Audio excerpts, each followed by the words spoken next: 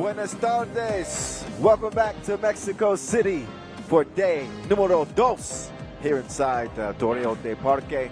Kyle Montgomery, a.k.a. the voice of 3x3, back in your ear. Can you believe it? This is the final day of the final regular season Masters of 2021, and there is still one spot available for the World Tour Final where the 12 best will collide in Jeddah next month. But we still got some unfinished business to handle today as we enter the quarterfinals. It is down to 8 teams. As you know, yesterday we saw the action get hotter than Tabasco out here in Mexico City. And we expect to add some chile pepper to it today as the competition gets stiffer. Obviously, $40,000 are on the line. Big bags, big stakes, and some big games ahead of us here on this final day of play. First quarterfinal, we're going to see Shake Gubal and Riga. We're going to get all into the quarterfinal matchups. We're going to get you all up to date on what it's going to take for which team to make the World Tour Final in Jeddah. But before we get to that, we've got to get you to the rules. A little rule refresher before we get to our final day of play here to cap the regular season in Mexico City.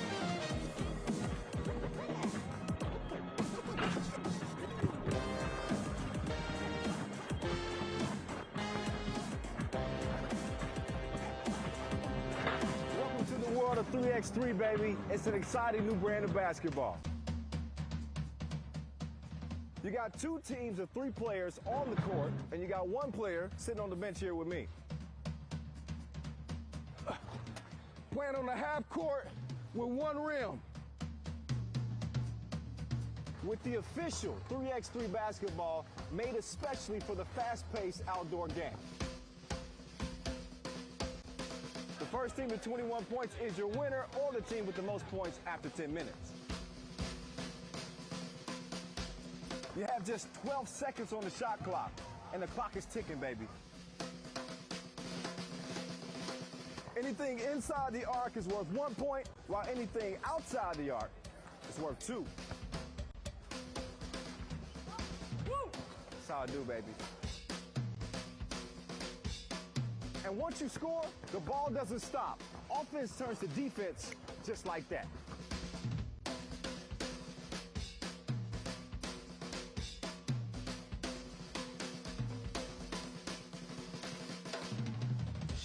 It's a 10-minute sprint.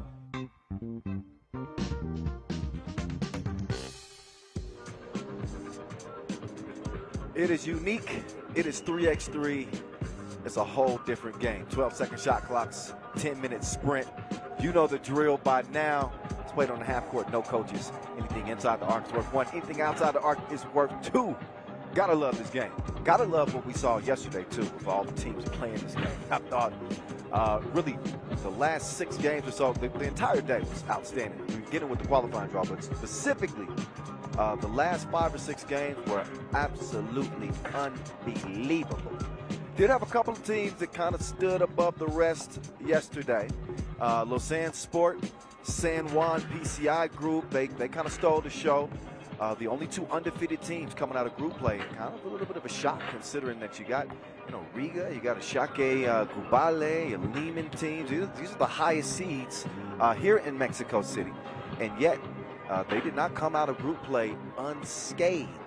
So we saw Riga and Shake kind of cruise through the qualifying draws. We look back at the pool play results from yesterday. The competition was hot and steamy, let me tell you. Talk about some upsets.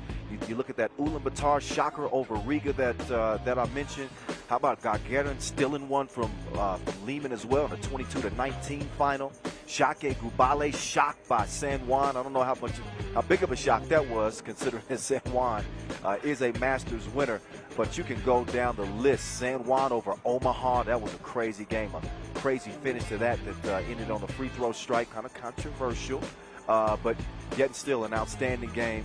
And how about we'll show some love to the host, Mexico City, who put up a good fight in the final contest of yesterday. But they did not make it to today's stage.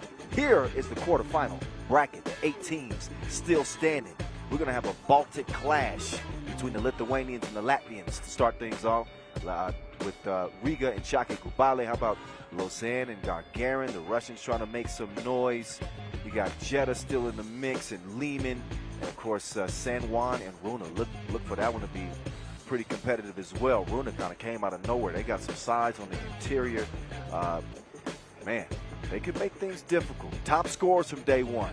These dudes have been making it difficult on their opponents. Nemanja Draskovic, MVP of the Prague Masters, he was in his bag.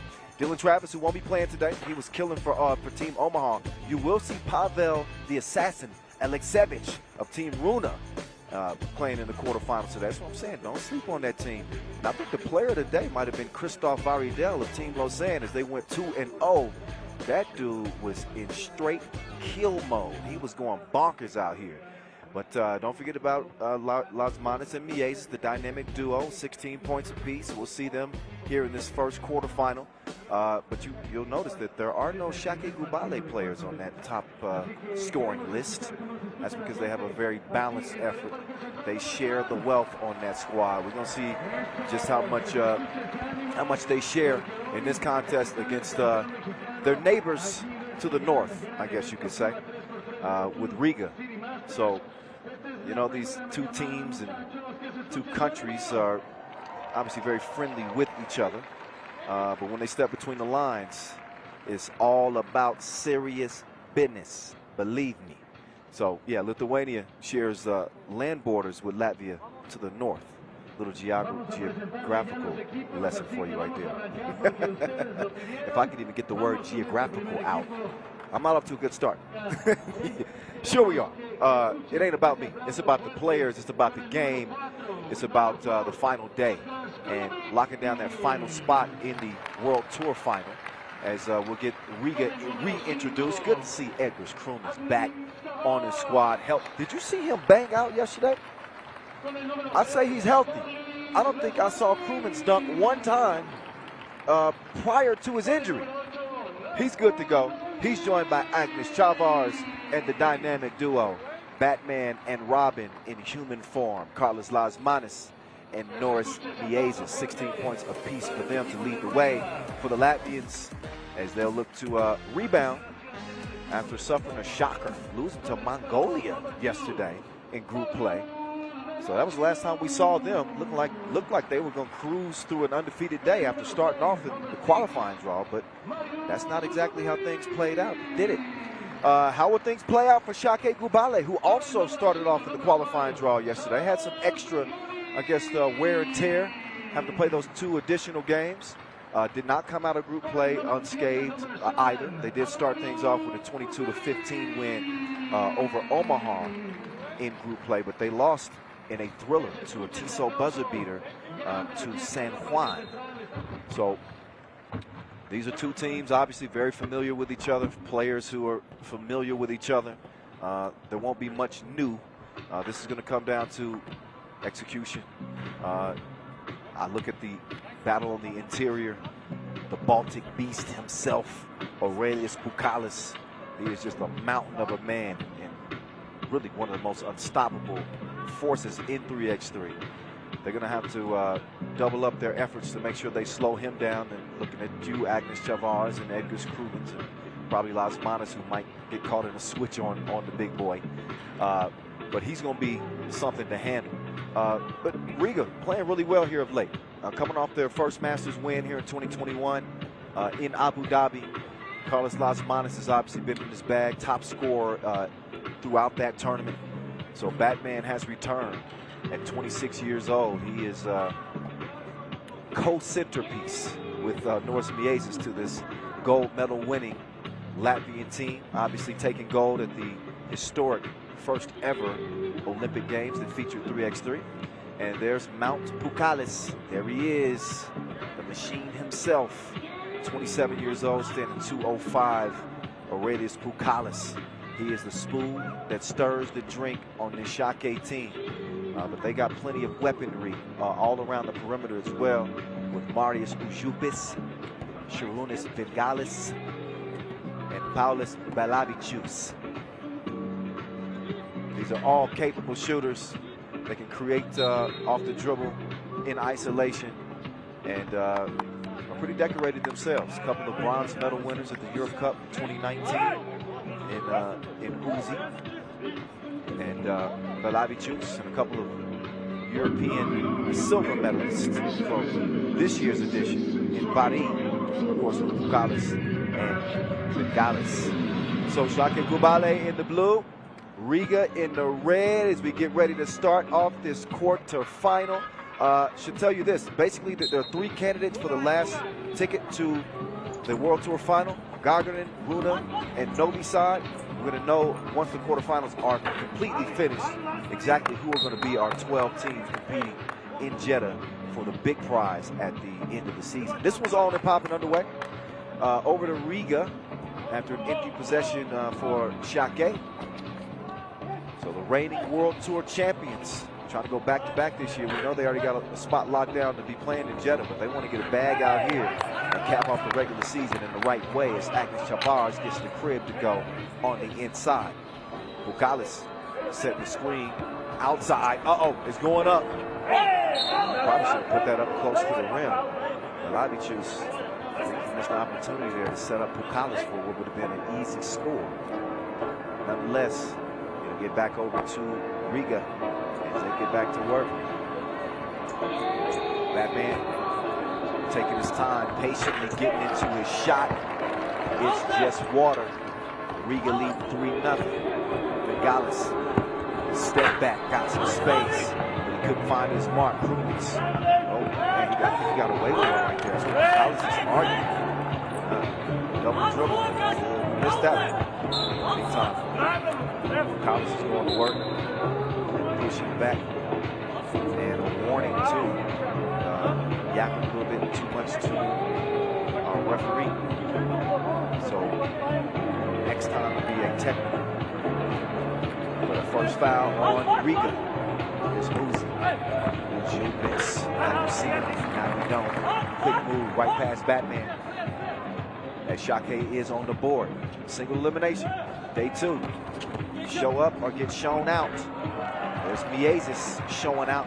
Gets to the crib and finishes with a lay. 5-1. Riga right out of the gates. I mentioned the familiarity between these two teams. They've met a total of 4 times dating back to 2019. Only once here in 2021. That was in the semifinals of the Ghetto Basket Riga Challenger. Ended up being a win for the Latvians. Meantime, Belavichus chunks the deuces. That one is a miss. Las Manas making his way around. ISO game. Working on, pick his pockets. Give me that. I'll take that if you take this. 2 to the face. Bengalis makes it a 5-3 game. I saw Miezis practicing a bunch of 2s from that range, and he finds his range. All net, all wet.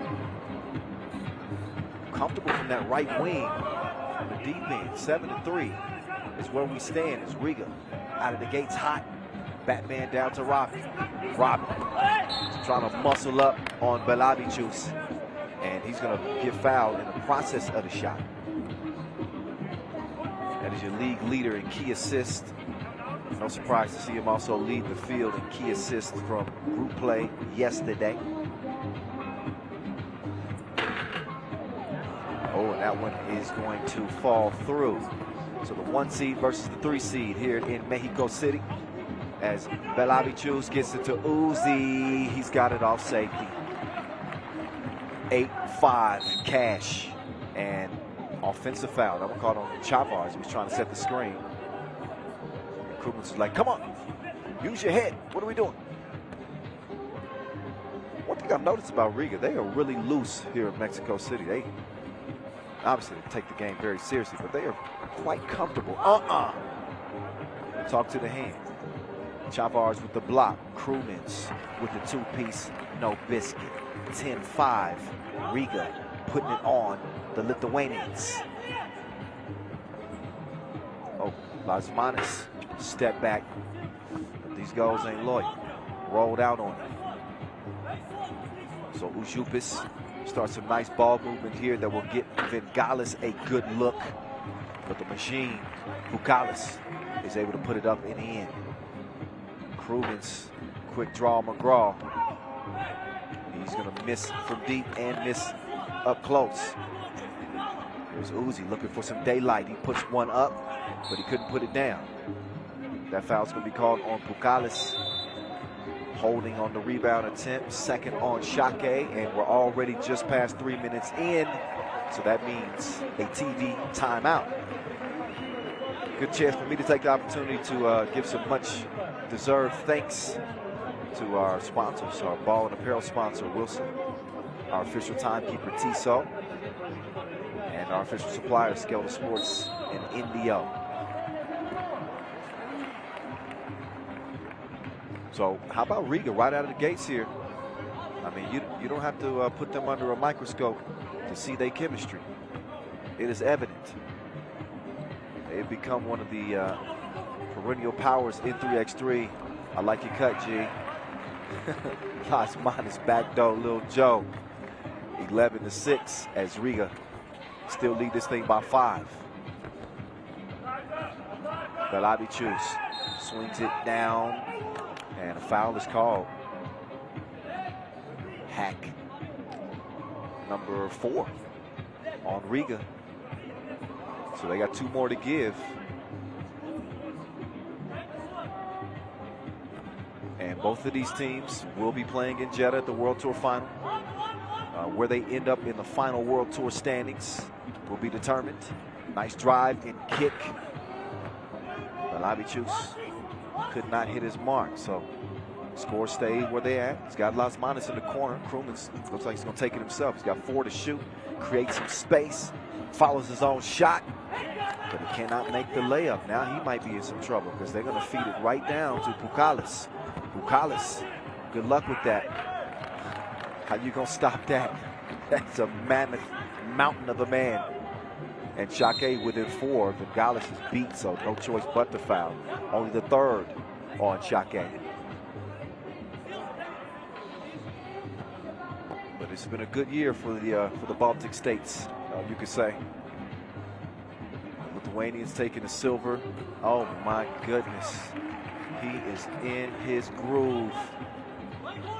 Norris Miezis gives Riga a 13-7 advantage. Oh, faker.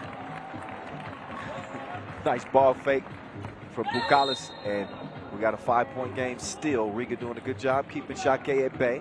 Both teams now up to 4 fouls apiece as we approach that midway point. 5:22 exactamundo on the clock. So around comes Las Manos, driving, dishing. Chavars getting it to go down. He puts the cookie in the cup, and it's a 14-8 contest. They go for the double down low on Pucalis. Nice ball movement up top to Uzi, but he fired it right in front of the rim. It ricochets into Miezis' hands, and he does not land the shot. Back out to Pucalis. He's comfy out there in the deep end, and he's splashing like a bird bath. 10-14. Miezis back to his hot spot. Told you he likes that deep right wing. I saw him practicing a bunch of shots from there before the action today. Maybe that's a part of the strategy. It's Pucalis. That's a good strategy. Just give him the ball and get the hell out of the way. 3-point game. Batman. Oh, that's a unique release. Kind of caught Uzi off guard, and he's able to draw the foul.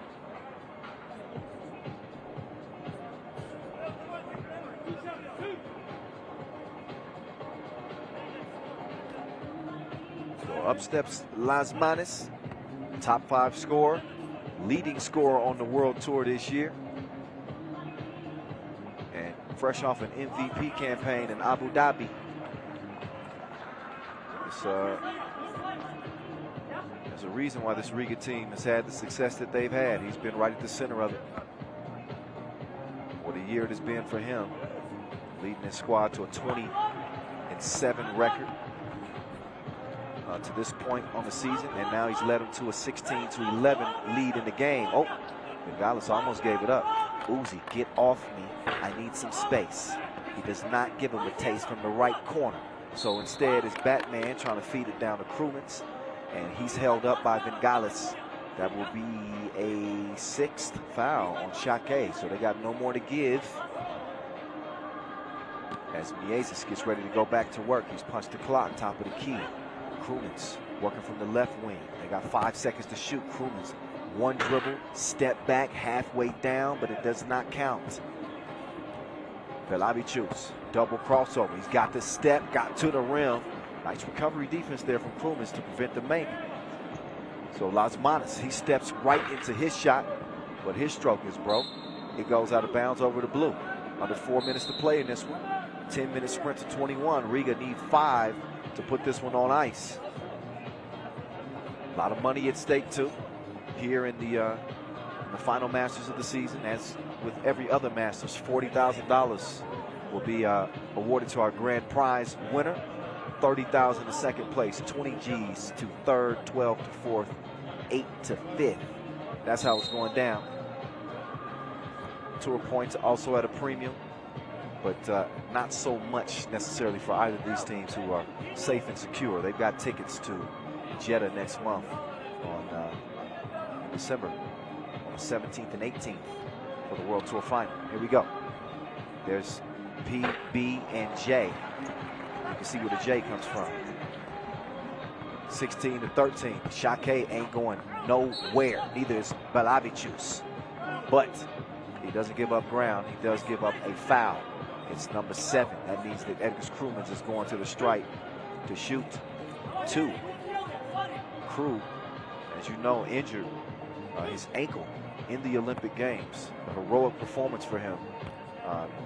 Continued to play even through the injury, helping the Latvians take gold in Tokyo. He had been injured since that point.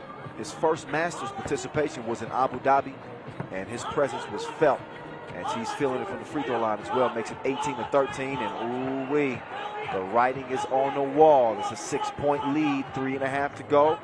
And Riga really have gained possession. But again, look at the fight in this Lithuanian squad. Vingalis with the swish to make it 15 to 19. Oh, look at the hezzy stop and go from Batman, but he couldn't get the layup to go. Uzi setting up. He's going to get the screen. He's going to let the 2 fly. Bukalis kicks it out. Vingalis, another look, same spot, different result. Bukalis comes down with the board. He wants to give Vingalis another look. Instead, he lost it down, and he draws a foul. Number 5 on Riga. So top priority for Shake is defending that 2-point arc. That's first and foremost. Next, they want to give themselves an opportunity by getting some looks from Tulane. They can shoot it. Make no mistake about it. There are some guns on this Shake team, but they need some love right now, and it's going to start on the defensive end.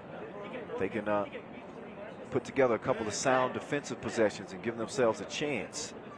Then they could potentially sneak from behind and win this one. We've seen crazier things happen. Trust me, we've seen crazier things happen in 3x3, especially involving this Riga team. The way they won the World Tour Final in Jeddah last year, coming back against Lehman, I think it was a 19 to 15 game, 20 to 15 game, and they managed to win it.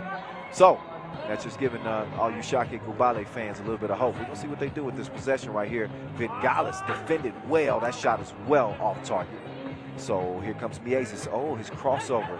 He put it right in the mittens of Velavicius. Just he snatched it. He's a burglar. But kick ball is what happened after that, which means that the ball will go back over to Riga, looking to secure another spot in the semifinals. You look at Riga's body of work this year. And got out to a little bit of a slow start, to be honest. But they were able to pick it up here in the past month or so. They're playing a lot better, and obviously they're back at full steam for the first time.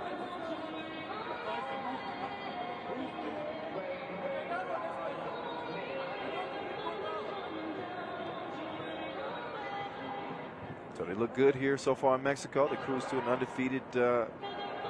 They look to be cruising into an undefeated day 2, as we look again at the kickball call still being discussed. Riga were not a direct qualifier. They finished second in the Perm Bayernard international quest, which earned them a spot into the qualifying draw here.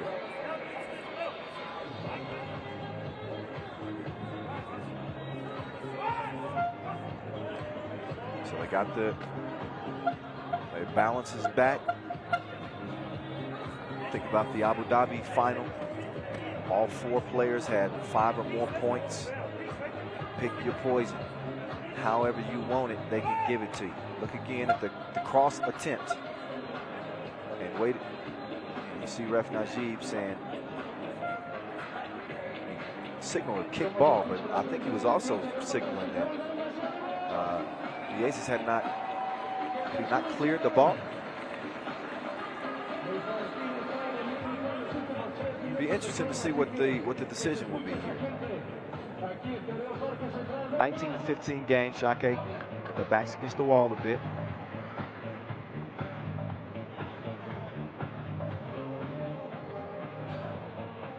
Shake here in 2021. They finished 11th in Doha. Huge disappointment there. 4th in Debrecen, so bounce back. And then 5th in Prague. Came into this tournament the 8 seed. The 3 seed, rather, ranked number 8 in the World Tour standings. But have not picked up a Masters win since winning in Montreal back in 2019. And no semifinal, well, 1 semifinal berth this season on the Pro Tour, and that was in Debrecen.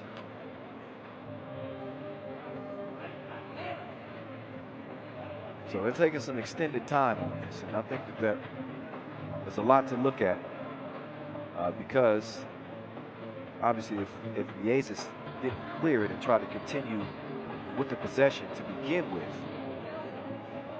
you wonder if that negates the kick ball.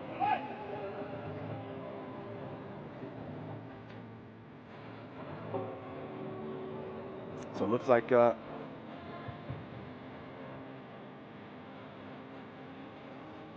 decision is to get the ball back over to Riga with a fresh shot clock. So yeah, kick ball still stands, I guess you could say. So here we go. Here's Robin. Does his 2-step. He gives him a 2-piece that puts it away. Robin, he plays hero this time. And after a long break, he breaks him off. 21-15 with 2:31 still to play. It is Riga into the semifinals over Shake. Another look, hand up. So what? Take that home with you. Plenty of range from Norris Miezis. He brought out the big guns here in the quarterfinals, and he certainly showed that touch as he put it away. The Latvian flag is flying. Let's get it over to Esteban, who's standing by with Norris Miezis right now. Down to you, Esteban. Now, yesterday was a difficult day for you with 4 games. How is the team feeling today? Now we won. It's great, but yeah, yesterday was 4 games, and playing in Mexico, it's crazy. It's very tough. Okay, and how was the game against Shake? Because you started really well, but at the end things got a bit tight. The Lithuanian teams, Shake is one of the best teams in the world, and I hate playing against them. But yeah, I'm happy that we won. Congratulations. Good luck on the next one. Thank you.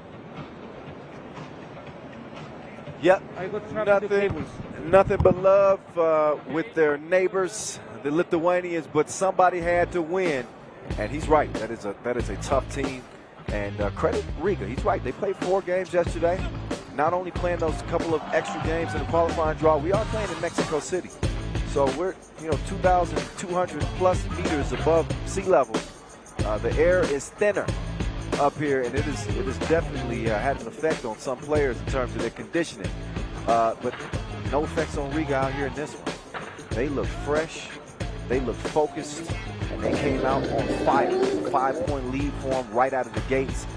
So we saw Shake kind of playing on their heels from the outset, and Riga was just trying to manage the lead, and they did a great job of that. You see a 14-8 game. Shake, you know, they're going to go out with guns blazing. Believe that, and that they did. Lunas Bengalis, a big strike from their left wing right there. They let it fly. Riga, though, just smart. I'm telling you, they look comfortable, very collected. You know, this is a unit. We've seen this team kind of come into their own in the past, 3 to 4 years, and now, you could argue that they are the best team in 3x3. They are the reigning World Tour champs as we speak, and they get a first win here in the quarterfinals. We'll see them in the semis. Will we see Gagarin or Lausanne joining them? This one should be very interesting. Lausanne with an interesting journey to get here to the quarterfinals. This is a team that we saw only reach day 2 one time in 3 opportunities so far on the tour in 2021. It has not been the Swiss's year, but it has been the Swiss's tournament, you could say. They put together a pretty good body of work with King West doing his thing, but I'm talking about that guy Christophe, one of the leading scorers from day 1. New addition, playing in place of Gilles Martin. He had 17 big ones, a Tissot buzzer beater yesterday. We saw Lausanne, that Tissot buzzer beater coming against Jeddah, 21-19. Prior to that, they had just blew by Mexico City, 22-8, to come into day 2 unbeaten. And I should also mention that they are through to the World Tour final in Jeddah by virtue of them going 2-0. One of 2 teams that went 2-0.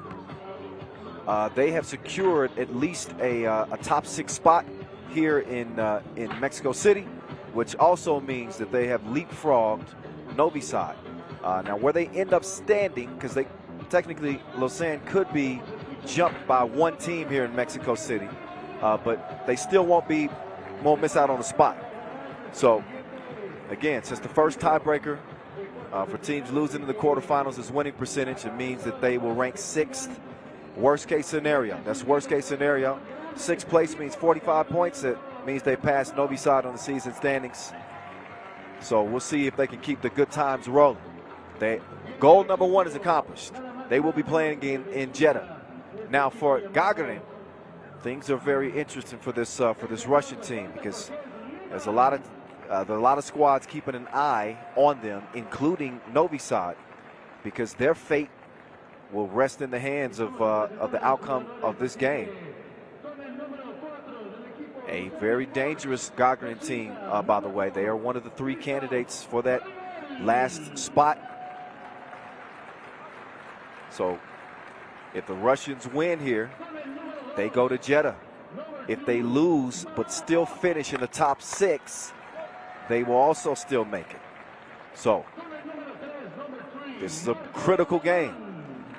Not only for Lausanne, because they want to get to a bag this year. They are through, but a very critical game for Gagarin.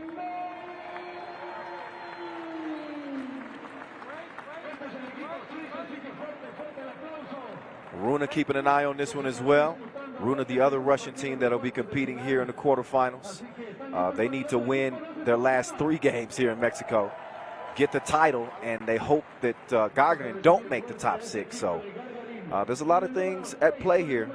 Novi Sad not playing. They're idle, as you know. Novi Sad 4-time World Tour winners. They have to hope that Lausanne beat Gagarin here in this game. And obviously Gagarin don't make the top 6, and Runa don't win the Masters. So that's the scenario for you Novi Sad fans out there who are watching this game closely. They're rooting for Lausanne. They want them to beat the Russians here, and also rooting against the other Russian team, Runa, because their only hope would be to win it here in Mexico City. You got 3 Olympic silver medalists representing on this Gagarin squad: Ilya Karpenkov, Alexander Zuev, and Stanislav Sherov. They're joined by Dmitry Shiburkin as well, as this will be quite the test, this new look Swiss team. There's Badera top showing off some bounce. We got some turbo boosters in those quads or something. But they'll be keeping a close eye on Christophe Varidel. He's become a day 1 star out here in Mexico. Gee, I mean, he was gunning. That game winner in the corner was just like a cherry on top. Gave us some treats yesterday. Marco Lemon playing some really good 3x3 on both ends, defensively and offensively. Talked to King Wes Montani today. He was a little bit under the weather yesterday. Had a stomach bug the night before play, but he's feeling just fine today. He would say he's looking just fine too, with the purple hair. Is that Violet? I don't know. Anyway, looking forward to seeing both these squads get to work out here. The undefeated of the two is Lausanne. Alexander Zouev cares nothing of it. He says, we want to be undefeated on day 2. That's all that matters. Gagarin with a big 22-19 win over Lehman, a very strong Serbian team, as you know. Gagarin, though, falling to Utrecht by 1, 19-18. That's the reason they come out of group play, 1-1. We'll see if they save their best for last. The stakes are high. Gagarin trying to play their way into the World Tour final in Jeddah next month. Will they do it? We will find out right here, right now, as we get to our second quarterfinal. And we see who's going to meet up with Riga in the semis. It's on now. Let's do it. Stanislav Sherov. They give him a look, top of the key, but the J is broke. King West. He's going to set up shop going up against the juggernaut. The kick out to bad top for the bad shot. Left it short. Sherov was waiting on the pass, but King West, he confiscates it, and then he gives it up to Lemon. So Lausanne strike first to Sherov, up fakes, trying to create some space, decides to give it up to the young gun. Zouev, off balance. You got to be kidding me. This dude is serious, no LOL. 2-1. Sherov, ooh. Oh, some extra sauce. Yeah, some picante on the reverse. 3-1 as Gagarin have a 2-point lead. They go up top, 2 top. He decides to take the mid-range shot. It ricochets off the rim. Sherov takes the screen from Karpenkov. Karpenkov might be the most unstoppable force on the court. And as I mentioned yesterday, you know, he's the player that Gagarin plays through. He typically is going to have the biggest mismatch, and he's going to create offense for his teammates because he draws so much attention. And he takes up a lot of space, as you can see. 6'8", he's a monster. He's got the ball, and that's a mouse in the house. He gets caught in the trap. Here's Christoph. He pulls a disappearing act on Chiburkin. Reappeared at the rim, and then Chiburkin turns it over. It's a traveler's call.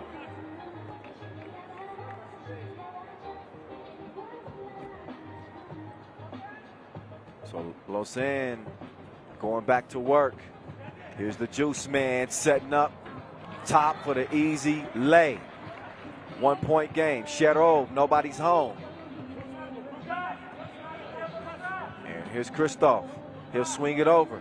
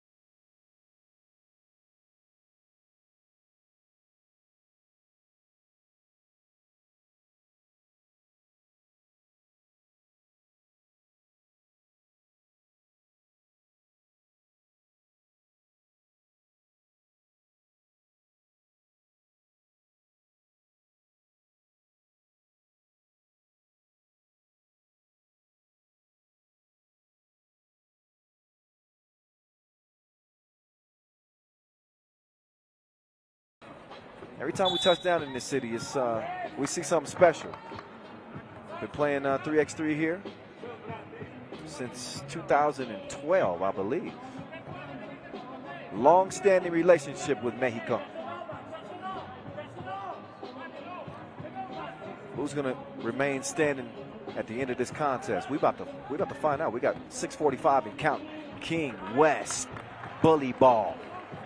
They might need an airbag down there where he crashing into people. 7-6. Oh my goodness. He crossed him like tic-tac-toe. But the shot is a no. 7-6. His bad top will swing it. West fooled him with the up fake, wrap around pass, the whip and the lay-lay. 8-6.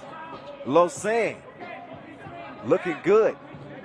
They haven't always this year. So Christoph Varidel, the former San Diego State star. He misses the shot. And no defense to be found either.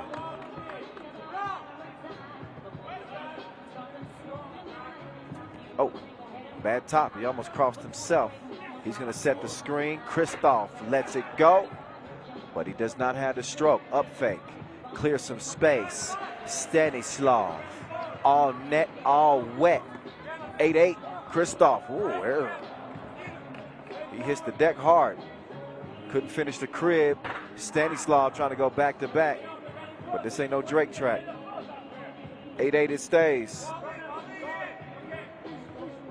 As King West turns his back on him. The disrespect. He didn't even look at him when he scored. I'm just playing. Nothing but love between both of these teams. A push though. 9-8 as the trend continues. I tell you, I was saying at the beginning of the show, you know, just how competitive it's gotten in 3x3, and that parity was on display in the games that we saw. So many games coming down to the wire. It seemed like we had a Tissot buzzer beater every game down the stretch. And here in the quarterfinals, at least the second quarterfinal, we're seeing a little bit of the same.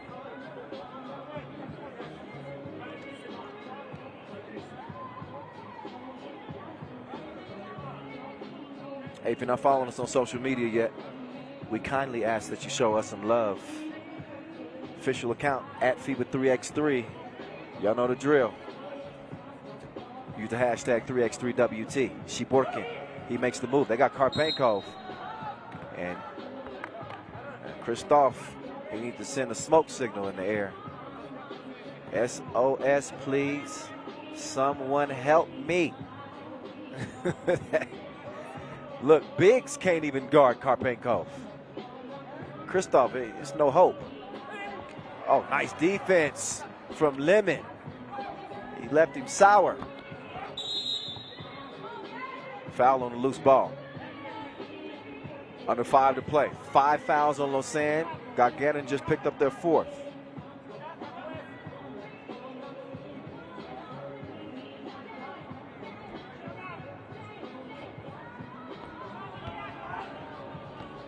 Bad top coming around, takes the shot, and he gets it to drop.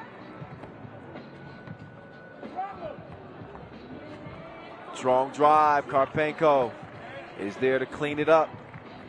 Lausanne holding on to a 2-point advantage.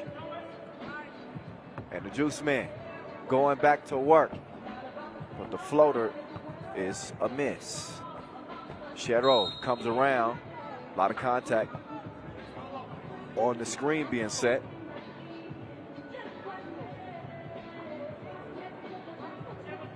And Lemon was able to draw the foul. No, he got whistled for the foul. So that's number 6 on Lausanne. They go down to the basement. And Ilya, Karpenko missed it point blank. Did everything right. Strong post move. Oh, King West comes up abbreviated. Oh, Zuef. Nice little hesitation fake. Mwah, and a kiss off the glass. Gagarin back within 1. Again, Gagarin need a win to qualify for the World Tour final in Jeddah. Lausanne already have booked a ticket. They're going to finish top 6, worst case scenario.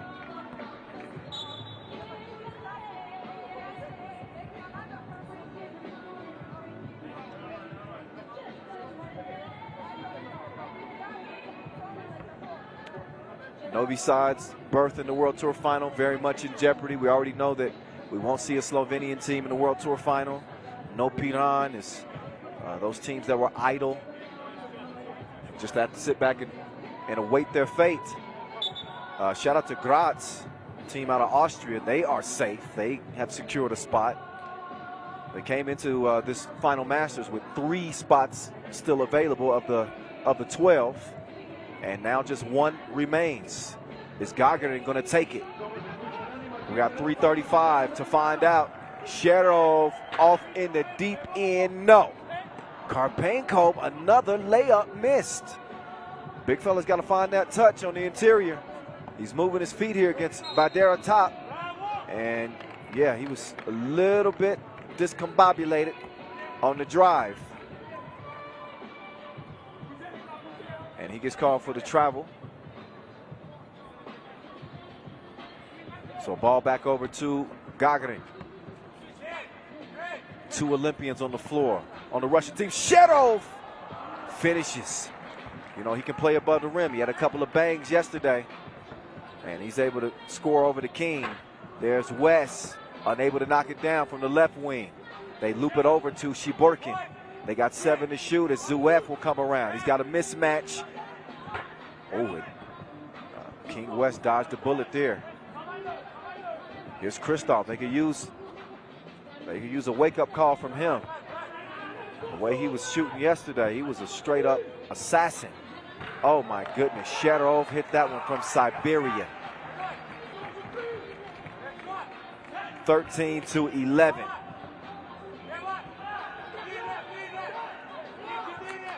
Oh, King West, get off me. Oh, no, sir. Absolutely not. West must have been seeing double. And I ain't talking about a 2-ball. He saw a different rim. 13-11. 2:20 and counting as they get it down to the Juggernaut. The Juggernaut. Oh, he gets whistled for the travel as he shuffles the pivot foot. Gagarin leading 13-11 here. Now, look. It's crunch time. Somebody opened up a granola bar. I borrowed that from my guy Noah. Oh, cross and a little sauce. Kristoff gets to the crib and pulls the Swiss within 1.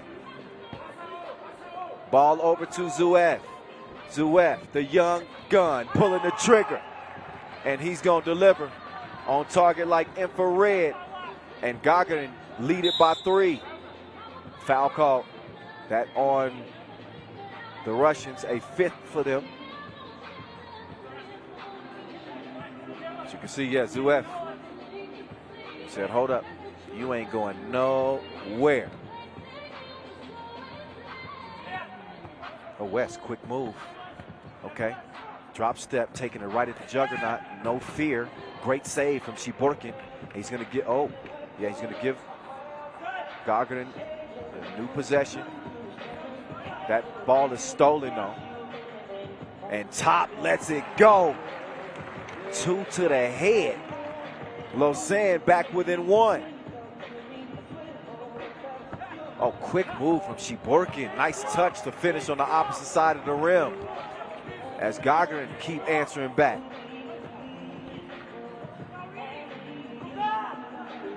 West thought about the 2. Thought twice about it.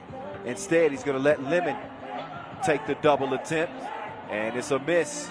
Karpenkov will come away with it. We're under a minute to play. Gagarin lead it by 2. Shiborkin, oh, got to the cup in a rush, but could not close the deal. Top will hand it over to Lemon. Lemon, he flicks the wrist, but he also misses the mark, out of bounds. Couldn't quite track that one down. Take another look. Timeout on the floor. Both teams laying it all on the line. As I mentioned before, no worries for Lausanne in terms of securing a spot in the World Tour final. But Gagarin's hopes are very much in jeopardy. All depending on what they do here, right now.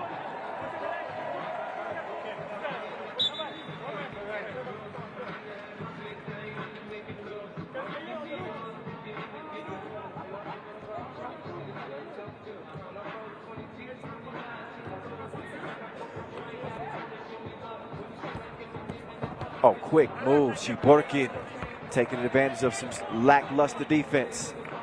3-point advantage. We're approaching 25 seconds to play. Christoph makes his move. Shot is a little long. Zuev, he'll recover the rebound. Clears it himself. Shiborkin, he's got Christoph, and Christoph, no hope.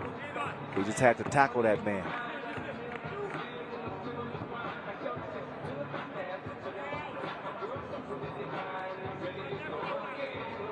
Another look, no question, an easy call right there.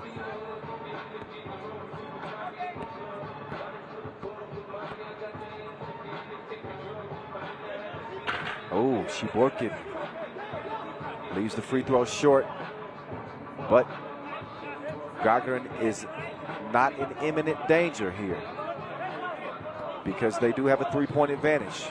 One free throw make here will put this one away. Shiborkin, he's gonna put it to bed, to bed, to bed. 18-14. I do not see a comeback in Lausanne's future. I do see the World Tour final. But as for their journey here in Mexico City, their first loss is gonna come in the elimination phase where you cannot afford one. Christoph does his dance, but the two does not land. The Russians do land a spot in the semifinals. Are you kidding me? Big bank take little bank as Zuev puts a little icing on the cake to send Gagarin into the semifinals where they will meet up with Riga. Take another look at the side step. He got more range than a nomad. As Gagarin take it in dazzling fashion, the young gun pulling the trigger from forever away, and he kisses it off the Windex. What a shot, what a win for Gagarin. Esteban is standing by courtside with the big fella, the juggernaut Ilya Karpenkov, after a huge win for the Russians. Esteban, it's on you.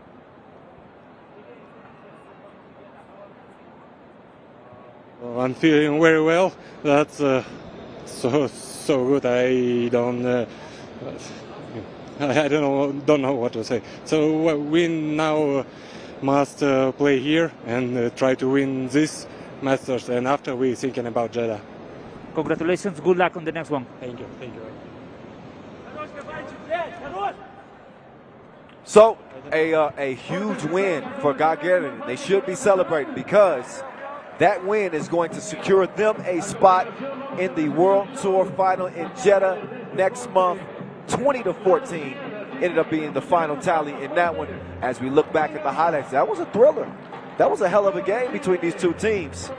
We just saw Gagarin make some plays late to be able to pull away, create some distance. They certainly did it with some nice passing. Good size on the inside as Karpenkov managed to get some easy buckets. King Western Company, they were battling. I thought they played well. But Dare Top was really active on the offensive end. He was shooting the ball confidently. But so was Stanislav Shirov, right on cue. There's Bad Top, knocking down the two-piece from distance, coming around the curl. Zuev, that was not his most impressive shot of the game. That might have came with his final shot.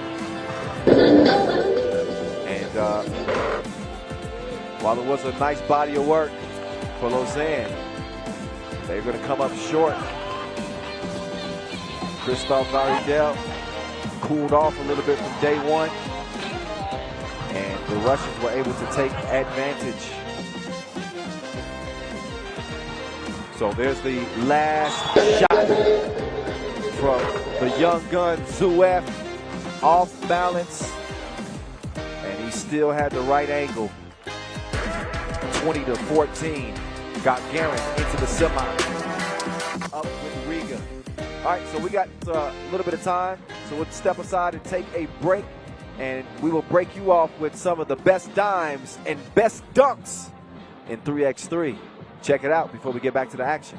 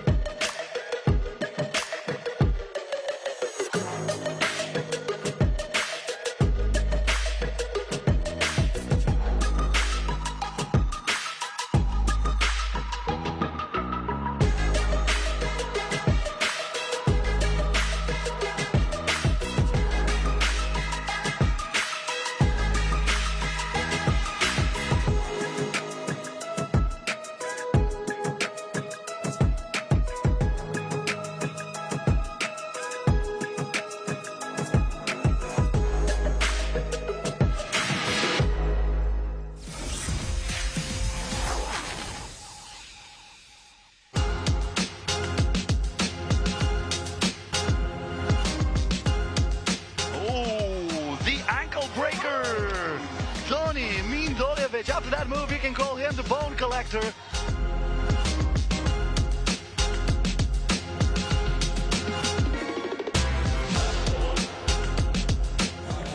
Whoa! Look at that! Woo! Kill my town.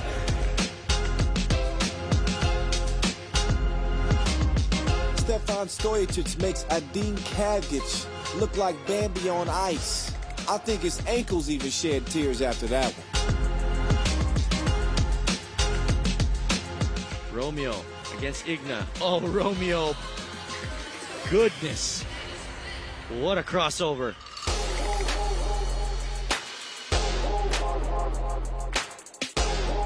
You got your, oh my goodness, ankles gone. That's so nice, we gotta see it twice. Minya Touré putting pop on her backside with the Ginsu slice of the crossover, my goodness.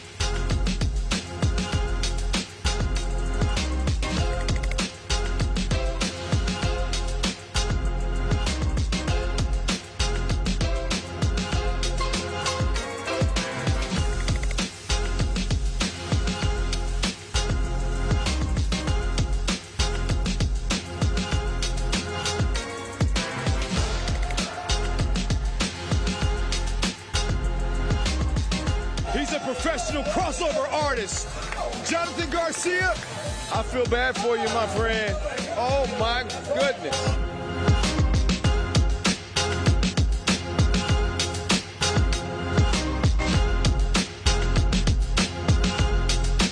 Oh, her ankles will never be the same. That was disgusting. Anastasia Shushik.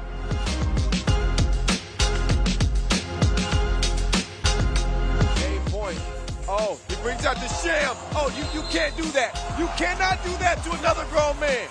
You cannot. That is unfair. Just killing the competition. Somebody call the coroner's office on Dusan Bullock, because that ain't right. He's done that once before, and nobody in 3x3 pulls that off except the #1 player in the world. Oh my goodness. De La Fuente just got clowned on out here in Amsterdam.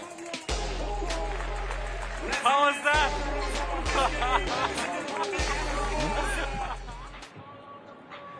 All right, man. I could watch those top 10 crossovers, top 10 passes over and over. Man, we have had some very memorable plays, to say the least, in 3x3 over the last several years. And we've had some mixtape material out here in Mexico City as well. We got 2 quarterfinals that are already in the books.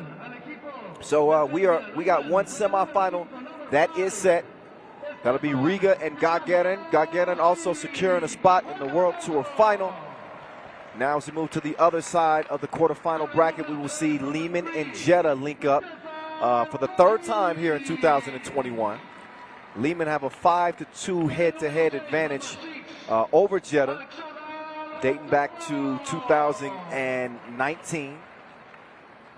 They met twice in Prague. They met in the pools phase, and they met in the Prague final.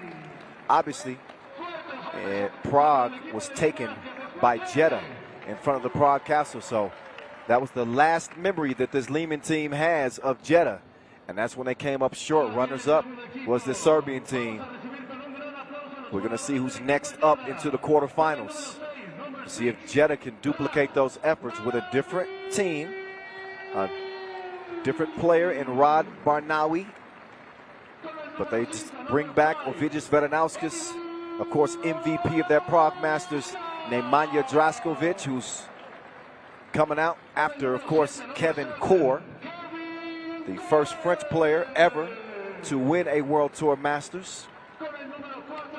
And there's the standing Serbian, Nemanja Draskovic. By the way, Draskovic's top scorer coming out of pool play, 18 points atop the scoring charts. He is a walk-in bucket. Trust and believe. So we'll see if we'll see who wins Jeddah Lehman Part 3 here in Mexico City. Tell you, Stefan Kojic, he got some extra bounce in his step. We saw him get a couple of bang outs yesterday. I asked Mihailo Vasic, I said, hey Vasquez, when you gonna when you gonna give us a dunk? And he says today. Kojic says it's probably gonna come in warm-up. So if we're gonna get a dunk from the Manimal, this will be our only opportunity. So keep an eye out for that. He ain't got a dunk to be effective. Oh, Vetanauskas? He's still getting up. Mr. Robot, although he has not been 100%, he's bouncing. There's the dunk. There it is. Vasquez put one down for us. Appreciate you, Manimal. Now, if he puts one down in the game, that's going to be something different. But there's your day one leading scorer, Nemanja Draskovic, and MVP in Prague, looking to lead this Jeddah team to yet another World Tour Masters win. They are secured for the World Tour final, so they will be playing in their own backyard in Jeddah next month as one of the top 12 teams here from 2021. But obviously unfinished business to handle. Still big money on the line. Ub, Riga, Lehman, Amsterdam, Town and Pro, Antwerp, Princeton, Shake Gubale, Jeddah, San Juan. These were the 9 teams that were already locks for the World Tour final, essentially, coming into this one. So we will see these two again. We will see them in the semifinals. 10 minutes on the game clock. Quarterfinal number 3 is on and underway. Here we go. Draco starts with it. Draskovic, soft touch, buttery, as he puts Jeddah on the board first.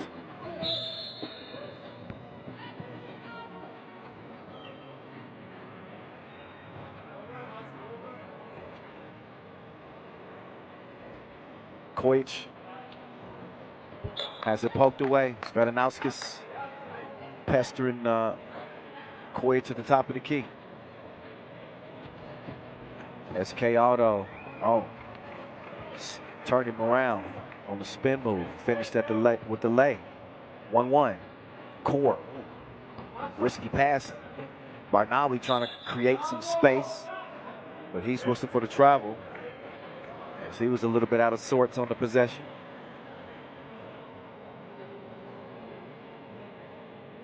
Lehman still looking for their first Masters win of 2021.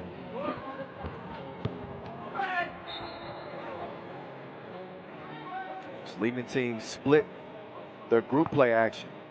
Saw him pick up an easy win over Utrecht, 21-15. But we saw him get shocked by Gagarin, 22-19. Both of these teams on the opposite end of some shockers. Jeddah losing one by virtue of a Tissot buzzer beater to Lausanne. And so that's how both come into the, nice ball fake. He tricked him like clickbait and finished with the lay. Draskovic has it even at 2 apiece. Ratko trying to take advantage of Barnawi. Misses on the first attempt, and he also misses on the second attempt. Looks like Ratko's got a shoe that's halfway hanging on. We can check out of the game. Mr. Robot, Stefan Stojacic will check in.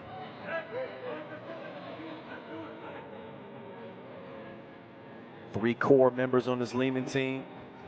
Mr. Robot has unfortunately been just battling through injury after injury. Still playing with a lot of heart, but you can tell that he's not moving quite like he has in years past. I mean, on the surface, he looks like he's in great physical condition. But we'll just say Mr. Robot has had some loose wires. Draskovic connects at the free throw line. The Manimal. Down to Kojic. Get your weight up. And he's still locked up with Vetanauskas. Swings them off aggressively. No new friends. Double foul is called. It's no time for do-si-doing. Lehman want to win in the worst way. Obi. Off the miss. See if Lehman can now put the cookie in the cup. And that's easy money. Barnawi clears it. Got a step. They'd love to see him make some contributions. He does. Now Barnawi trying to defend on Ratkov. Ooh. Spun free, but he didn't finish at the rim. 4-4 it stays. Ovi making his move. He's held up by Kojic. Things get a little testy between Kojic and Baranowskis. Told you it was going to be intense today.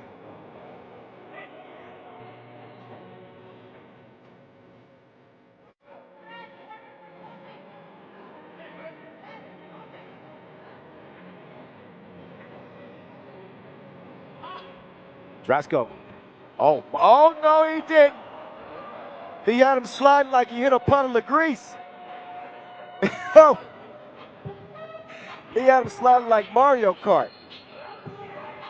It was almost a crossover worth talking about, but you got to finish the deal. Oh man, 4-4. Baranowskis to the left. Oh, nice patience as he steps through and finishes with the reverse layup. Jeddah out front by 1, the Manimal.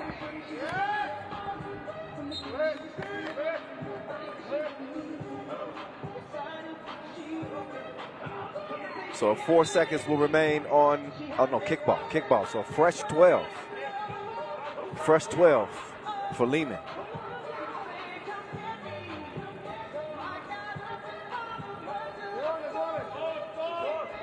Here's Mr. Robot. Nice vision to the cutting Vasquez, who lays it up and in. Good defense there from Vasic. He is an Olympian, as is Ratko.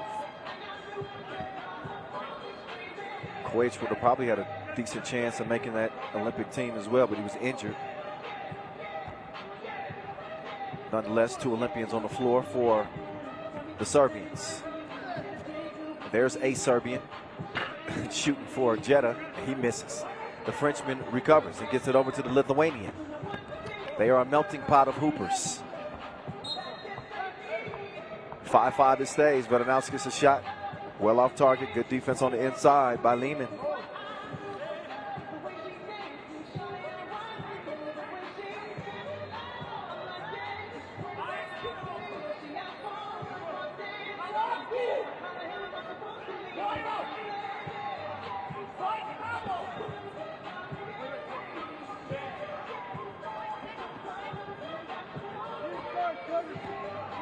Draco.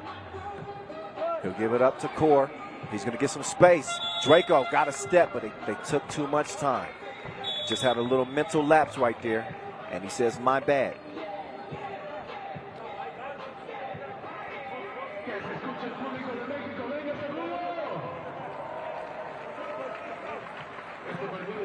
It's funny because Nemanja Draskovic, he says, I heard you call me Draco. What does that mean? If you listen to some of the rap lyrics in the hip hop community, specifically Soulja Boy, he talks about Dracos a lot. A Draco is a baby AK-47. It's a semi-automatic. So what I'm saying is he's a gun. He's a shooter. Just for clarity. I hope that answers any questions. We got a little situation. Is that the camera behind the backboard? I think it's okay now. Staff made a quick fix right there. No problemo. Now we can get back to the action at hand. Vamonos. Kojic to the Manimal. The Manimal to the cup. Strong. Core's down. Can't just get up with the rebound, bro. You're going to call for a travel. That is no bueno. Turn it. Back over to Lehman, who lead this thing by 1. This has been a physical game. Not many fireworks offensively here. Oh, look, they see him run that action a lot.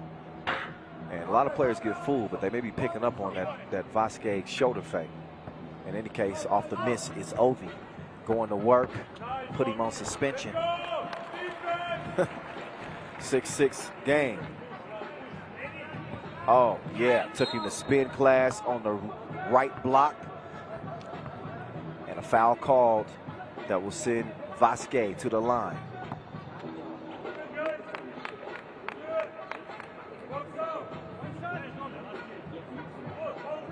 So up steps your European gold medalist and Tokyo Summer Olympic Games bronze medalist. Mihailo Vasic, Yezer, knocks it down. Draco going to the right, puts on the brakes. He's going to get it down low to Kevin Core. Hardcore goes off the window. He's window shopping. 7-7.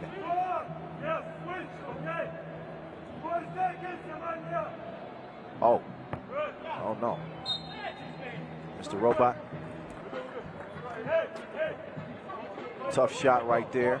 Out of bounds it goes.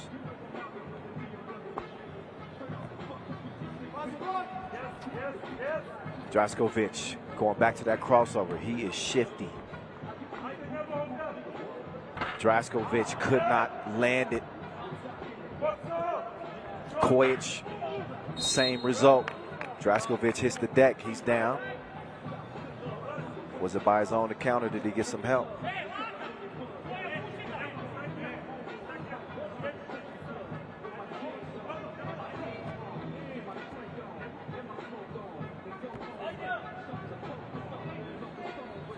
Here come Lehman.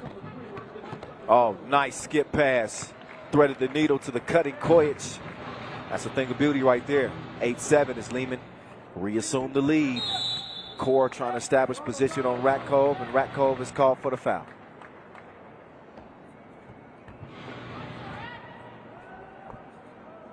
Fifth on Lehman. Jeddah with no fouls to give. They got 6. They got to get it to their MVP. Draskovic, he's putting the game in his hand, but that was sent back to him like the wrong order.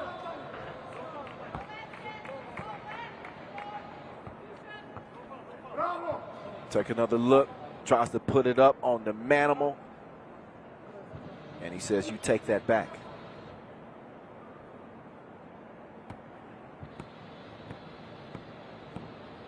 Seventh foul on Jeddah will send Vasic to the line. Shooting 2. First of 2. Good.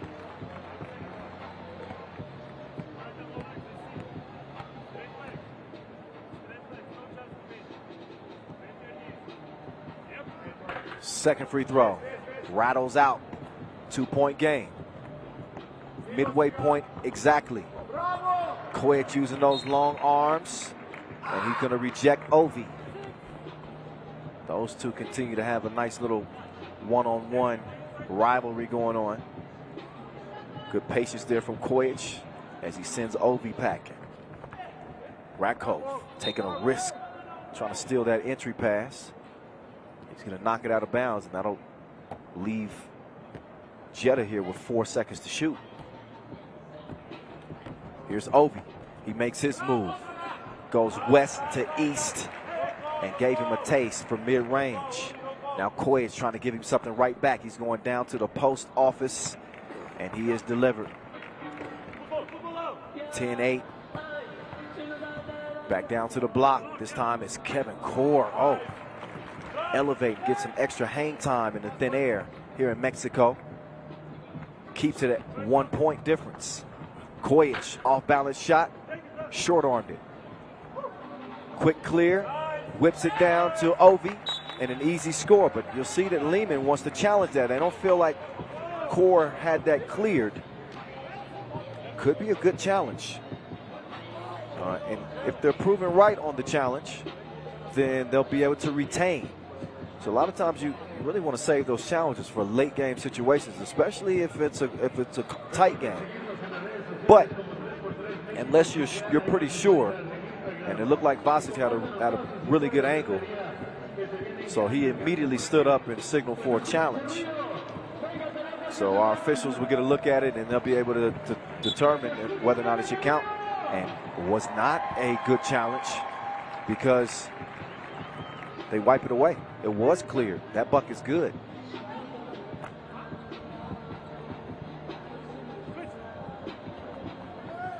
And, oh, man, they were not on the same page. They got their wires crossed, and Vasic throws it away. He was expecting Rakov to spin towards the baseline, and that did not happen. So the ball back over to Jeddah. Representing for Saudi Arabia. Draskovic takes a couple of screens. Now he's got Core, who's established position well down on the interior. And the Frenchman is going to finish with the lefty lay. Mr. Robot thought about the two. Instead, it's deflected. Draskovic got a foot on it. Fresh shot clock for Lehman. When we come out of this TV timeout, 3:49 officially left in this third quarterfinal match. Not only do we have the quarters, the semis, and the final, we got a couple of individual competitions to look forward to today. Dunk competition, which will feature only 2 dunkers. But these are 2 dunkers that you absolutely cannot miss. And as always, our 2-point shootout final. The top 4 gunners from our qualification round will be locked and loaded. We're going to see what the top shooter is from here in Mexico City. Oh, jab step. Get your weight up, kid. He just beasted that man. It's the reason why we call him the Manimal. Draco, oh my goodness. You want to talk about some turbulence. That was a crash in the skies. That was hard foul. Draskovic was going up. Vasic. That was one of those 1980s Detroit Piston fouls. That's one of the type of fouls where we might have to see each other after the game and discuss it. I'm just playing. I'm not promoting any physicality, okay? The Manimal. Oh, he's a beast mode.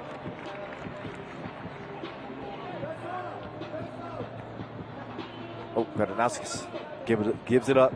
4 to shoot. Draco back rimmed it. Rebound finds his way to Rakov, and Barnawi got caught holding up the Manimal. So 12-12 it stays, but Jeddah's fouls keep racking up. Free throw shooting. So important in the game of 3x3. Well, you got a 10-minute sprint to 21. You got to make the freebies count. And the first of 2, Vasic does just that.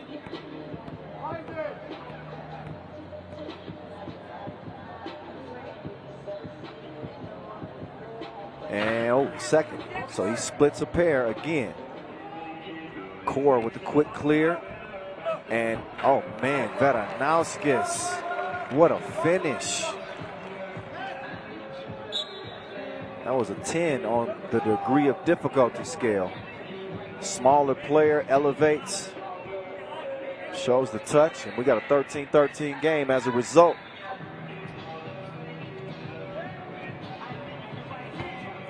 Kojic, slick move to the left, and he got hit on top of his head.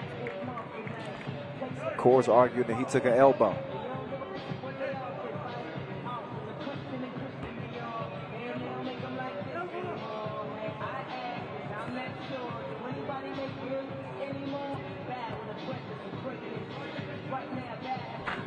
Oh, Kojic, he will miss the first of 2. Jeddah also in jeopardy of being in the double penalty. They got 9 fouls. 10 would put them in a double penalty. And there's double misses at the free throw line. Wow. Got to make those count. I just got done talking about how vital that is. You shoot poorly at the free throw line, and you leave the door open. You know, obviously in a game that's, I mean, it's tighter than the aerobics clothes right now.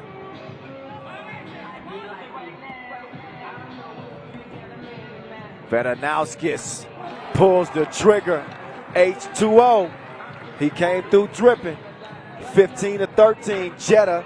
Kojic couldn't respond, but a grown man board from Ratko will get Kojic another look. Top of the key, no. Look at Ratko just battling. Kojic is trying to keep it alive. And that ball is kicked though. And Vedanauskis is saying it went off my knee. It doesn't have to go off your foot to be a kickball.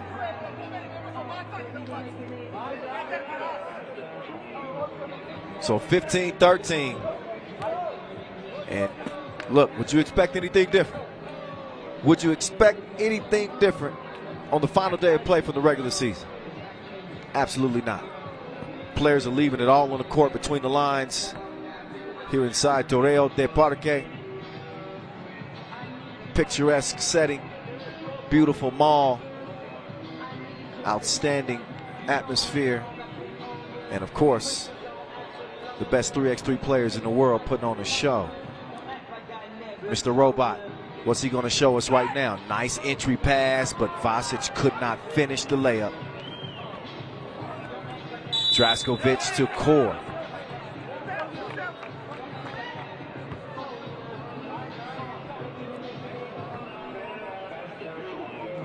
Core's going to shoot two.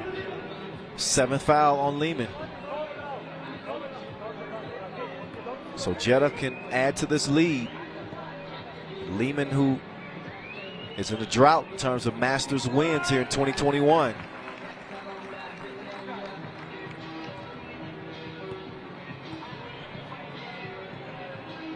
Just over 2 minutes to play, and oh, these girls ain't loyal.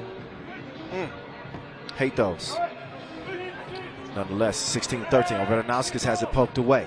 Kojic trying to use that size, but it's swiped away again. Now Core loses the handle on it. Vedanauskis is in a tough spot, but they got time to get something going here. Barnawi! 18-13. Big hit from the new addition. Oh, and then Ratkov with the missed layup. Jeddah looking for some more. This time it's Ovi. Man, how many times have we seen him betrayed by the rim? Halfway down and out, but Jeddah still lead 18-13 in a rematch of the Prague Masters final. Will it be a rerun? The same episode in a different location? We got a minute 39 to find out.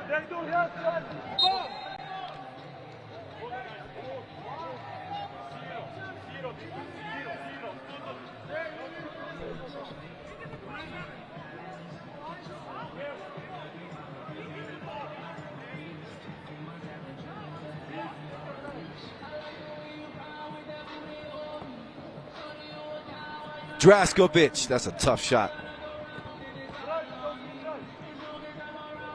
Oh, look at the pestering defense here for Mr. Robot.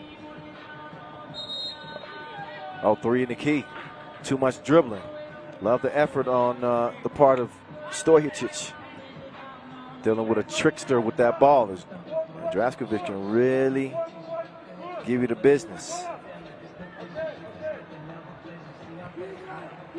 14-18, Lehman keeping it within 2 possessions.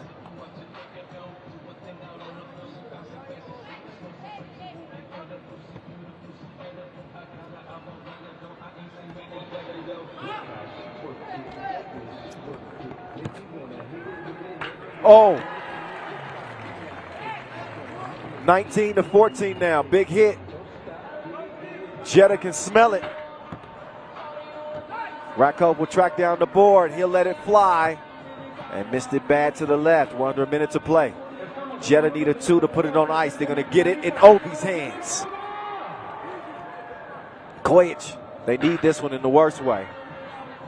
Vasquez going to just put it up and in. Get it back to a 2-possession game. So Vedanauskis taking his time. He's given plenty of space. And he gives him a taste. Kills him with the 2 ball. Double shot as Jeddah win it by 6, and they are headed to the semifinals.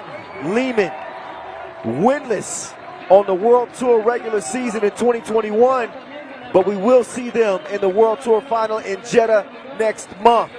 It is Jeddah doing exactly what they did in the Prague Masters final again here in Mexico, and Ovi does the honors with the 2-ball killer. Let's get it down to Draskovic, who's standing by courtside with Esteban as Jeddah is headed back to the semifinals.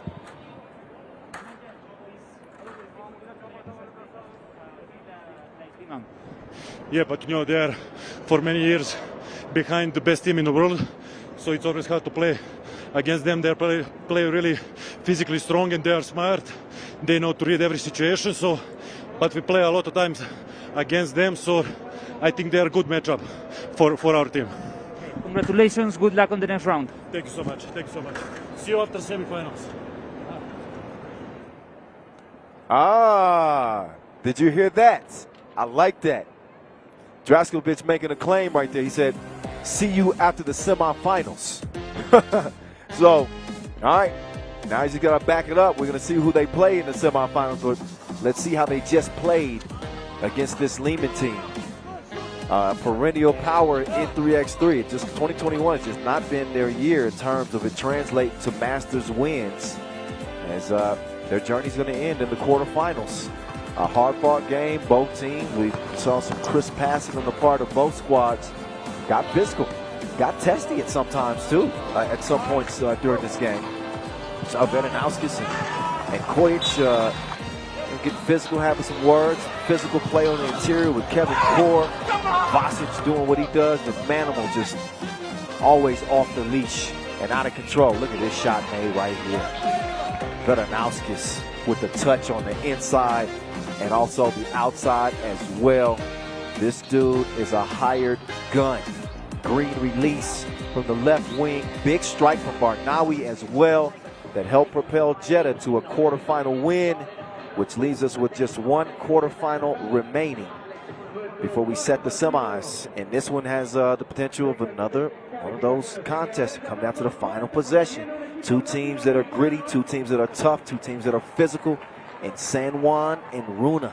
San Juan's already secured a spot in the World Tour final. We'll see them in Jeddah. Runa need to win it all. They got to win it all in order to get to the World Tour final.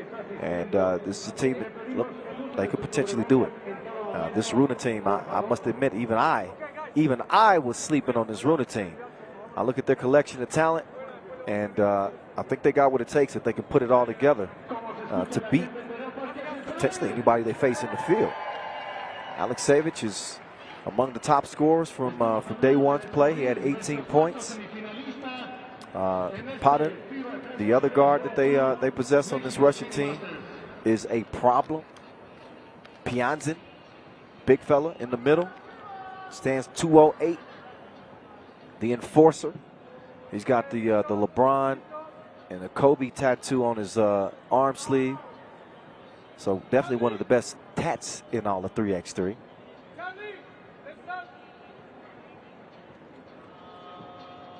So both teams are getting ready to take the court here pretty soon. So let us know how y'all liking the action. Hit us up at FIBA 3x3. Use the hashtag 3x3WT. Check in from time to time with my guy, Vince Chang, over there on the Twitch broadcast. He's holding it down over there. What up, VC?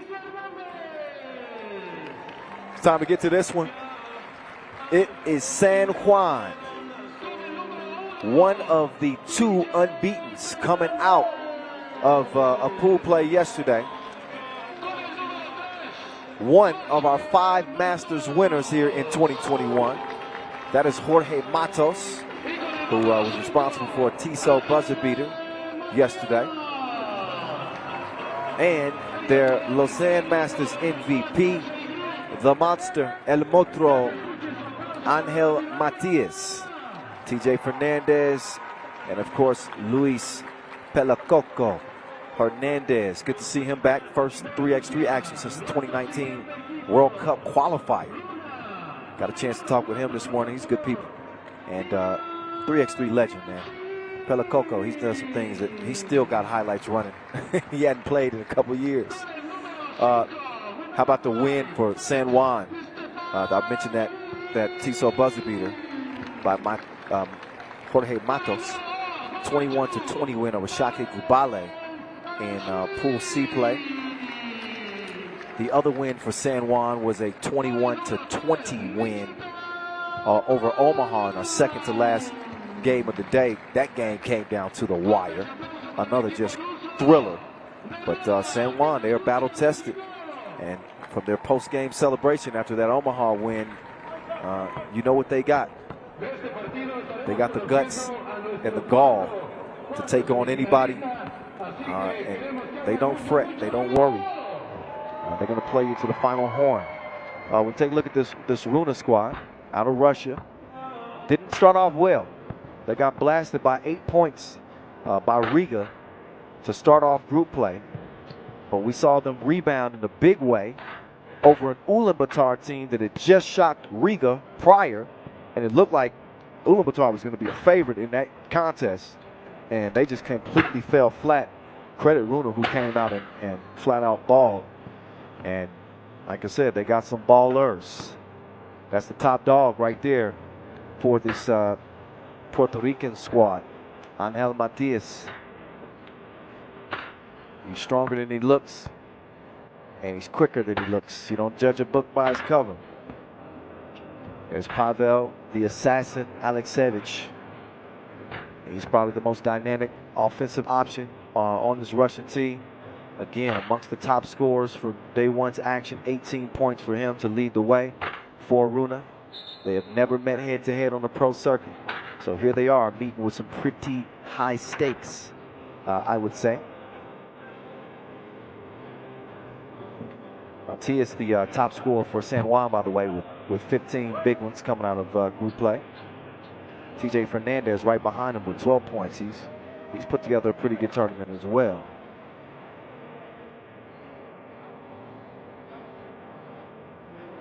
Don't sleep on Nikita Padun as well on this Russian team, Runa. Second leading scorer. They also have a top rebounder in the tournament. Pianzin. Again, standing 6'08". This dude is an absolute enforcer. We're going to see if he has his will in this contest. I know Pelicoco might make things a little bit difficult. Pelicoco will start top of the key. Opens up the possession, but a foul off the ball, an offensive foul called on Jorge Matos.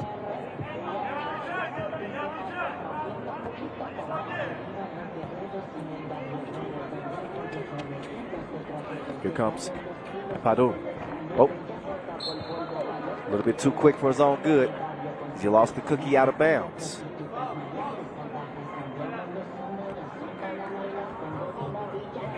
San Juan is into the World Tour final, by the way. They were safe as soon as they started playing in this tournament. But for Runa, it is very much still alive. They now, you call it a mountain to climb to reach the final, but they got to win all 3 games today, quarterfinal, semi, and the final, and get the title. And obviously hope that Gagarin don't make the top 6. Gagarin, of course, beating Lausanne in the quarterfinals, so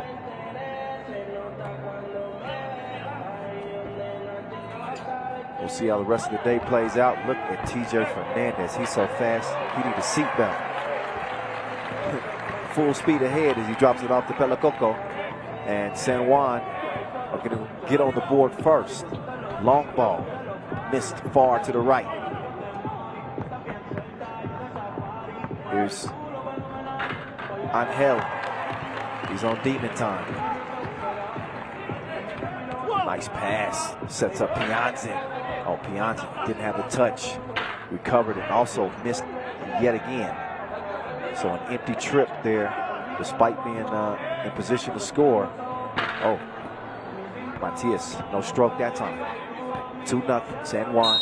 Just a minute in, offensive foul called. That's on Pianzin. He was not set when he was setting the screen.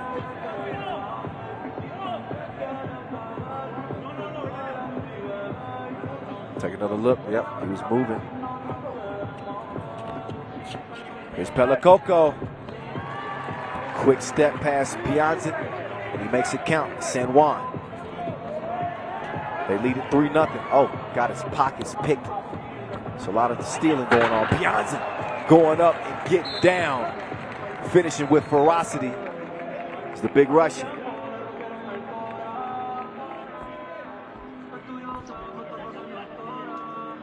So Runa at least on the board here as they stop the bleed and take another look.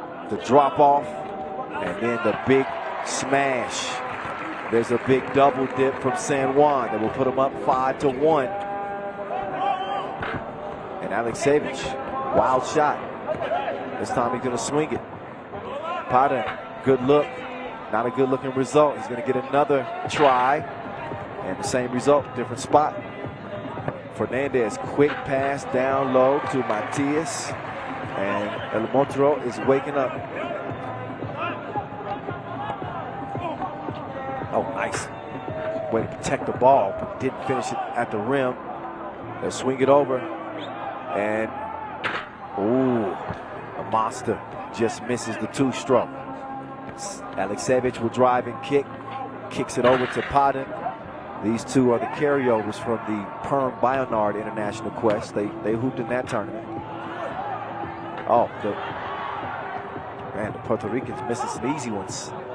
Maybe they'll try it from deep end. That's also a miss. And that's a foul on San Juan. They do not have Gilberto Clavel. He's still on track to recover. And he's hoping to be available for the World Tour final. But they were able to get Pelacoco back. He said he's missed playing 3x3.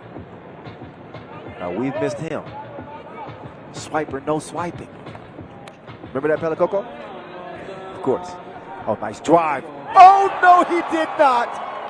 He just deflated his Wilson.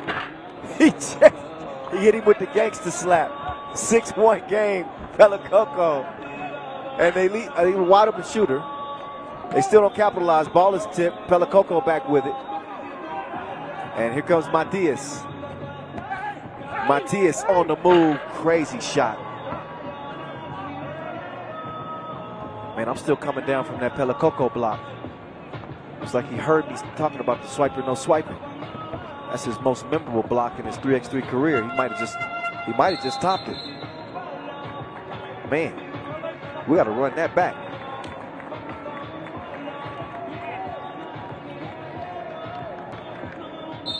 Take another look at the Pelacoco block. Oh, he put the D in disrespectful.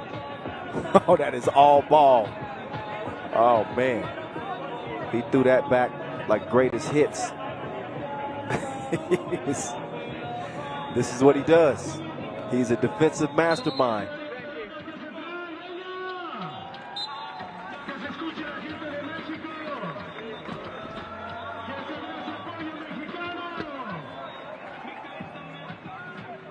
San Juan out of the gates with a 5-point advantage.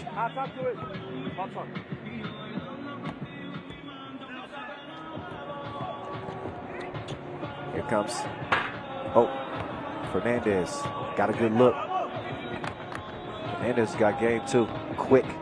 Really causes some issues for opposing guards. Get into that paint and start to wreak havoc. Not to be forgotten on the San Juan team. There he goes, right on cue. Fernandez, quick step, but that one is sent away. That was an aggressive block. So Pianzin, you see, he got the tattoo on his arm. He just tattooed the ball. It's a volleyball spike. Fernandez, no.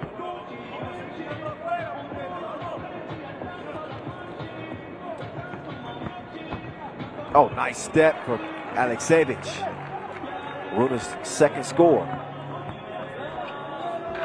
I got 3 players on this San Juan team who can really get it done in the post. Matias is one of them. He said, "You too little." Got a cutter here from Pianzin. A little quick on that pass attempt.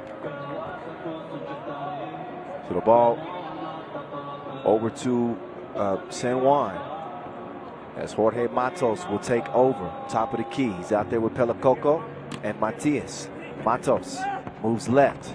Matos goes for the scoop, but he was fouled in the process. Shooting one is Jorge Matos. Played hero yesterday on this San Juan team.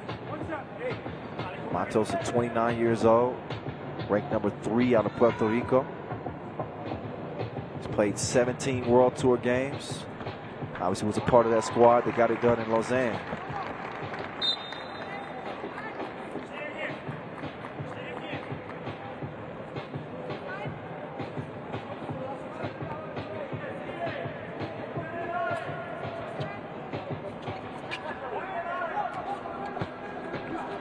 Aleksevich, oh, wild pass. It went off the dome piece of Pelacoco. Pianzin, Johnny on the spot, ends up finishing it off. Pelacoco now. He's going to take it right at Pianzin. Broke him off with a few moves, and then was able to draw the foul, number 3 on Runa. But take another look. He's not just a gifted defensive player. He can put you in the mix. Like a DJ. All right. Sometimes I get a little out of hand.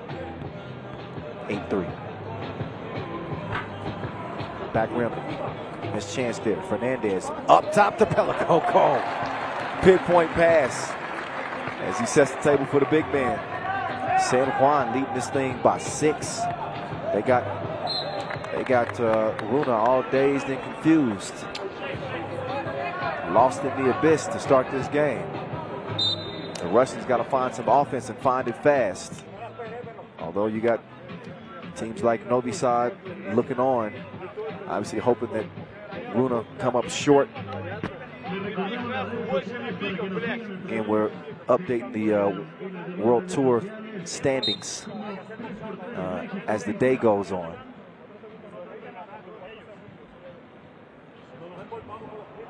We'll know for sure after this quarterfinal exactly which 12 teams are going to be playing in Jeddah.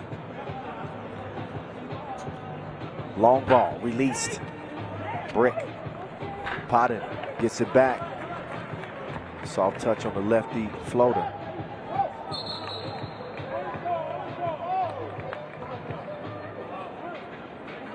Ref to it says that it's orange ball off of blue. Off of purple.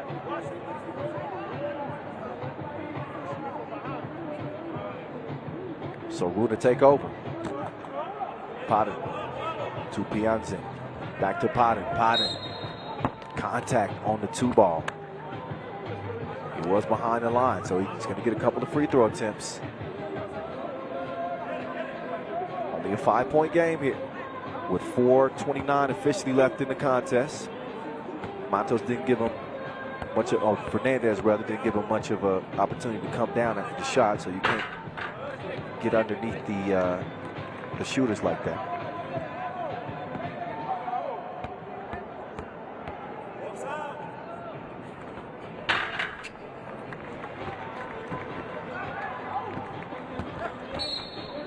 Another whistle.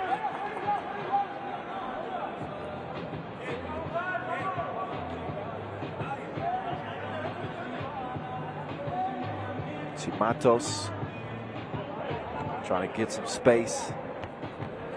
He's held up. Runa's got 4 fouls. TJ Fernandez, no bueno. Not that time. Here's the assassin. Aleksevich stepping through the defense, bump in the bucket. Count those. Runa not going away quietly. Plenty of time left in this contest. It's only a 2-point game right now. So San Juan's lead was at 6 points. Now it's down to 1 point. Matos. Oh, he's called for the travel. Our referees are going to have a discussion. Looked like ref to it actually called a foul, which would mean that's an and one.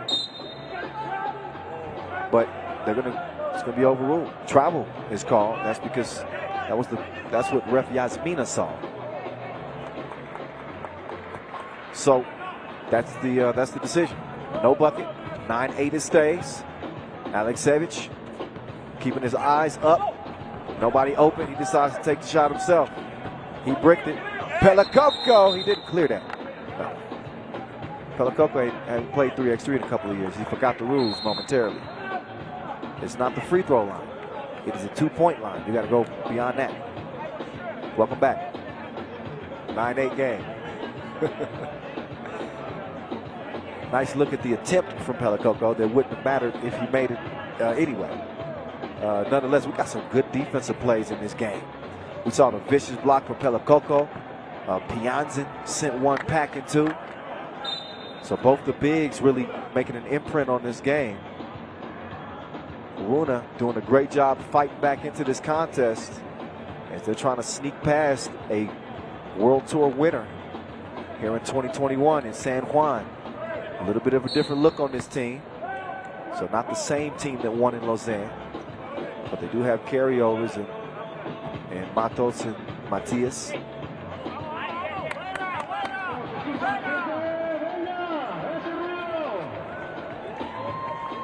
Here's Matias defending. Potted. Oh, offensive foul call. They were moving on the screen. 5 fouls for Runa, 5 on San Juan. 1 more to give for each team. This is the last quarterfinal right here. Winner will get Jeddah. Pelakoko is going to get another chance at the shot, but it's still missed. Pianzin hands it off. He's going to set the screen for Aleksevich. Aleksevich, right past Fernandez. He left him like he was late. Now Pelakoko, he's going to get some space on the step back threads. 10-9. Pianzin, or Aleksevich, excuse me. He shoots, but he fires a blank. Here's Matias. See how he's not afraid to take it at the chest of a much larger defender. That speaks to his heart. It also speaks to his skill. Now, if some of y'all are old enough to remember when Charles Barkley used to play, 6'5", but he would just routinely abuse people in the post. This is what Matias kind of reminds me of. That's easy as 1, 2, 3. Great body control and maybe underrated strength from El Motro. Oh, nice touch. Soft. Cashmere.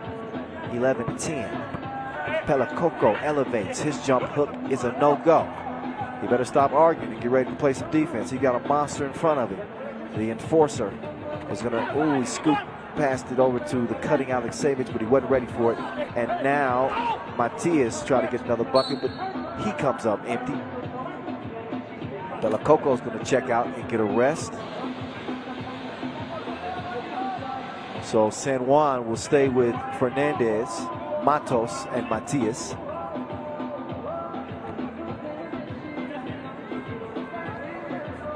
Here's Matos going to the left. He's not going to get continuation, but he is going to draw a 6th foul on Runa.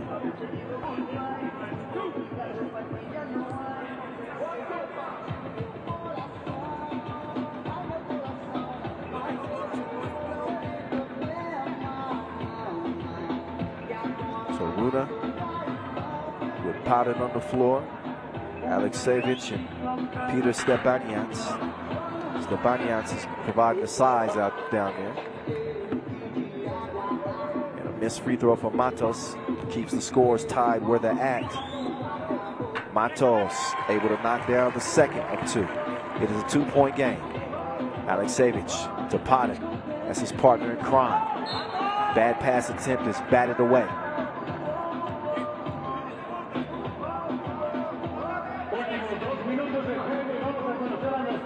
One foul to give for San Juan. Runa already in the penalty. 2:08 to go. Last quarterfinal with Jeddah awaiting. It's a big bag day. $40,000 on the line as the floater had too much float from Aleksevich. Fernandez, yep, he shuffled them feet. Yep, that travel call is coming. Just that extra hesitation.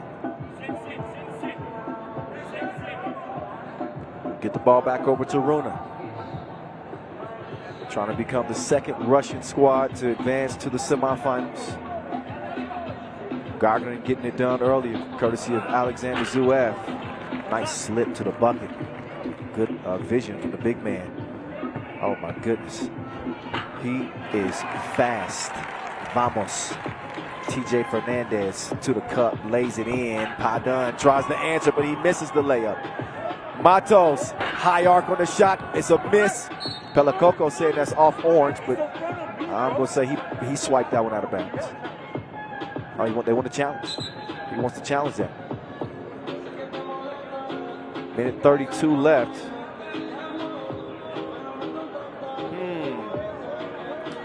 I don't know. Maybe got a case there. Kind of came over the top of Pianzin's hand. We'll see what the decision is on that. But the action has been hot. It's been hot. It's been caliente between these two final teams in the quarterfinals. A game that's only separated by 2 points. That's one possession. With a minute 32 to go. San Juan, they had jumped out to an early 6-point lead. They were in firm control of the contest at the beginning of the game. But no quit in this Russian team. They kind of stuck to their plan, continued to play physically, continued to battle on the glass. And we got another classic in the making here in Mexico City. Footage is unclear, so what they decide is the call on the floor is going to stand, which is ball out of bounds on Pelacoco. Oh, Alexievich. Oh, he had him all discombobulated, but he couldn't knock down the two. He's going to get another chance and a double foul. And Alexievich unhappy with himself. He knew they needed that two-piece to even things up, but he's going to get another opportunity. Again, this is a game with 12-second shot clocks.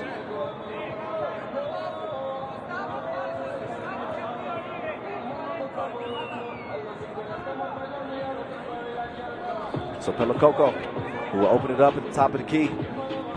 They're going to get it down to the post office and the post man. He's got a delivery. Matias makes it 14-11. This dude is nearly unstoppable down there when he gets within 5 feet of the bucket.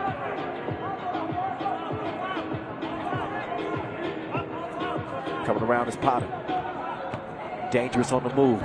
That one is defended well. Matos wasn't having it. 8 to shoot. Matos split through defense. That ball is tipped away from behind. Potter steps back. He thought about the two. He's going to let it go. Pianzin tries to get the score. Oh yeah, 3 in the key. He had too many moves in that dance number. Some of the inexperience of Bruna is showing in that they're forcing some twos up. They don't have to force twos. Plenty of time left in this game. And Matias makes the smart play. He goes to the hole. But you see the last couple of possessions, Runa has really taken it took a couple of open ones from Alexievich that he missed. Well, you see him force a couple of twos as well, with plenty of time left. Time might be running out on them though, depending on what Matias can do at the stripe. He's going to miss the first of 2. Runa with 9 fouls. The next foul will give San Juan not only 2 free throws, but possession as well. Matias is going to sink the second one and make it a 4-point game. It's 15-11, approaching 30 seconds to go. Alexievich to Pianzin. Nice ball movement, and it's going to lead to a score as Stepanians is able to put that up and in, but still, it's a 2-possession game with 25 seconds left. If you're San Juan here, not only do you want to use clock, but you really want to put pressure on the defense once you get the ball back. If you're Runa here, you want a 2-piece in a bad way. Oh, this is a good look. The assassin. They need him to really shoot on target here, and he does. Runa within 1. 10 seconds to play. Aleksejevich trying to D-up. It's 5 on the shot clock. 2 seconds separate the game clock and the shot clock. Angel Matias misses. He recovers his own miss. And a shot clock violation. So Runa looking for a miracle here, as they will get one more opportunity after a timeout on the floor. I think the officials are going to take another look at the clock just to determine just how much time should be left. But I'm guessing they're going to at least have 2 seconds to shoot. This is setting the stage for what could be a mind-blowing final shot. San Juan's spot in Jeddah is secure, but they're far from satisfied with that. Runa trying to upset the field and upset a lot of folks, especially in Serbia. If they can continue to keep their run towards a final alive.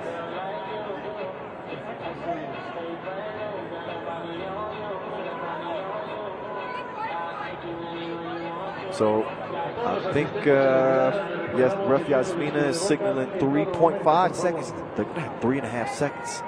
That's more than enough time to get a quality shot. They got the assassin, Aleksejevich, with the cookie. Lost the ball. He's down. Look at the lockdown defense from the Puerto Ricans. They had him on lockdown like quarantine. And they secure a win 15-14 that will send San Juan into the semifinals. And Jeddah awaits. Runa come up short here in the quarters.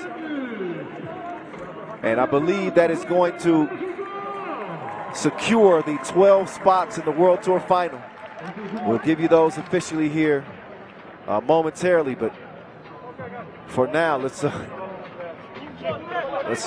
check out the Puerto Ricans enjoying this huge win by the slimmest of margins, 15-14, as they'll continue to compete for what would be a second Masters win this year. Angel Matias played his heart out, and he's the recipient of the post-game interview, standing by with Esteban. Courtside, Esteban, on you. Matias, this was a really physical game. We knew it was going to be a really physical game. We saw them play yesterday, and they play really good, and they play really physical. That's the same thing we do. We know it was going to be a tough game, but we want to thank God for the victory, to keep advancing and keep getting better every game by game. Congratulations and good luck on the next round. Thank you so much. Thank you.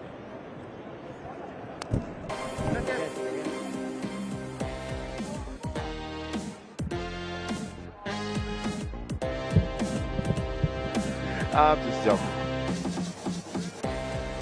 All right, man. Hey, wow. What a game. What a game, right? Whew. Look back at the highlights. And it was a highlight-filled affair between two teams that wanted it bad.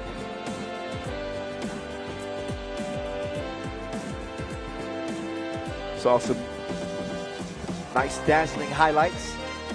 A little alley-oop action there to Bella Coco.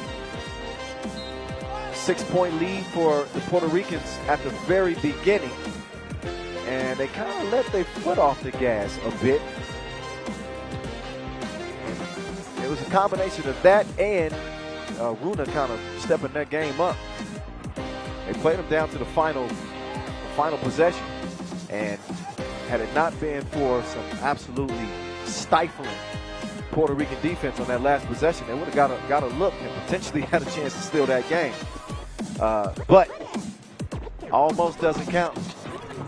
They almost got a last look, but San Juan lock in, take control, and secure a spot in the semifinals. So we got 4 teams still remaining.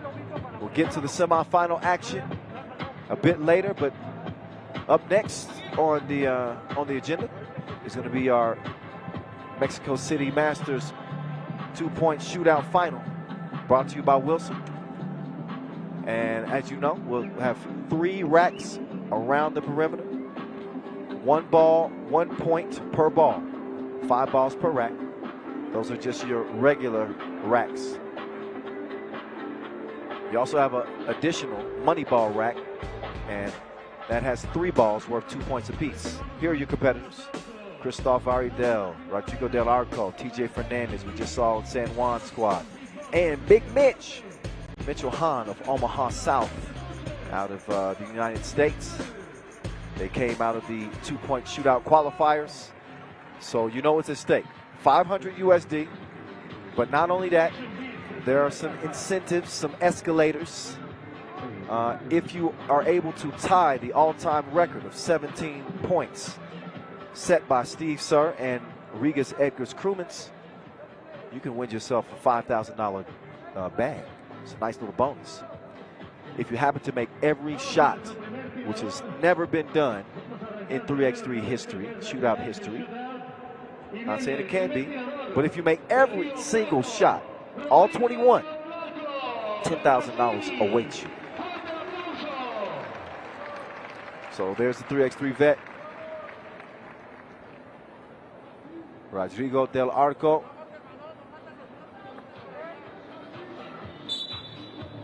And he's going to do the honors of getting this shootout competition underway. A couple of shots that were well off target. He gets one to splash through, and the other one rattles in. He went from one wing to the other wing, so he's a little bit, he needs some directions. Getting Dora's map. That's going to lead him to the top of the key. Cost himself a couple of seconds there too. In any case, he's going to get one to go, top of the key. Now he goes to the left wing. And he's still struggling.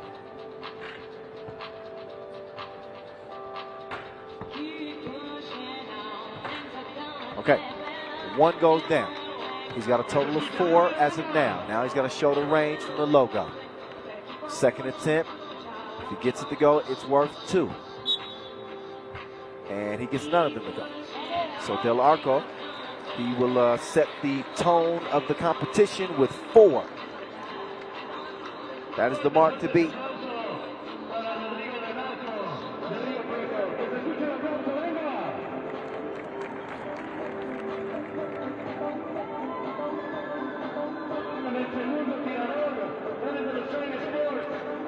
Next shooter, Christoph Varidel.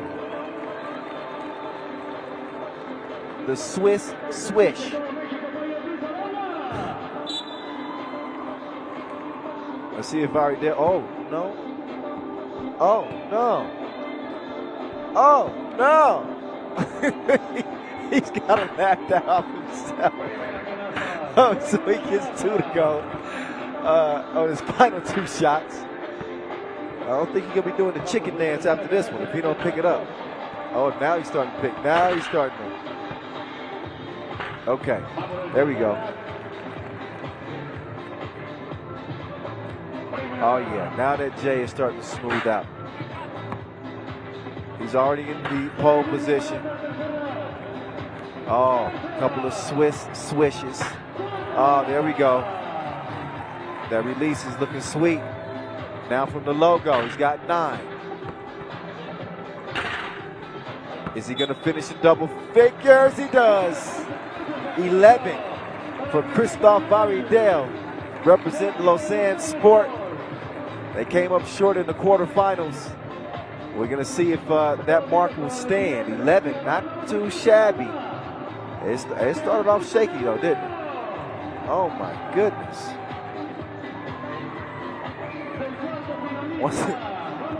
Once he laughed out the nerves, then he settled in and started knocking down some shots.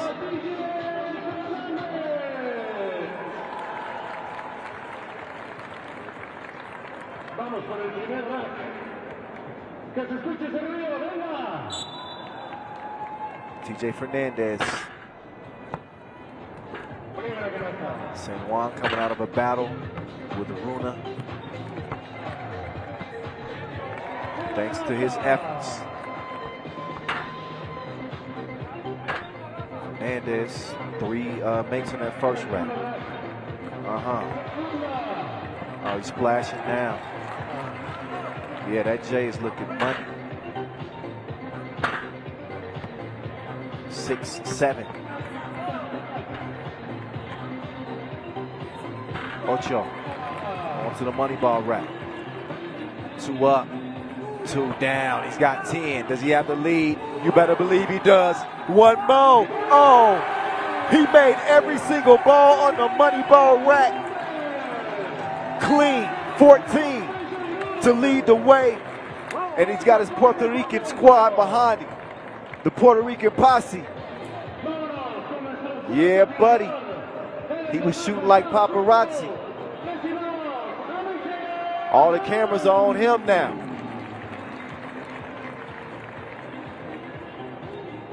One more shooter. And it's Big Mitch. Trying to turn into Money Mitch. Big fella's got great touch on this Omaha South team. And he's got no defenders in his face. Clear vision. Shreds the threads on the first. He's 2 of 3. He's 3 of 4.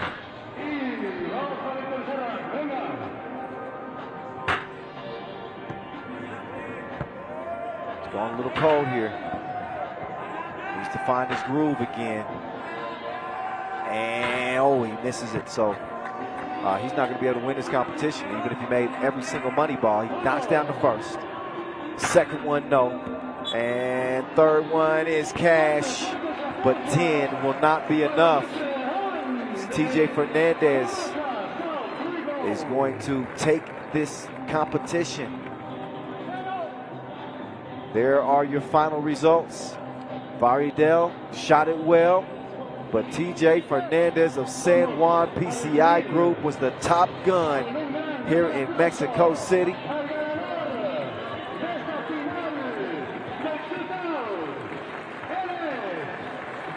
So he's going to come out and hear some applause from the crowd. Show him some love. He's got some bigger fish to fry, though. As his team is on into the semifinals. We're going to see if he keeps that stroke going. But all smiles from TJ Fernandez. Well deserved. He got cooking. And here's your winner of the shootout contest here in Mexico City.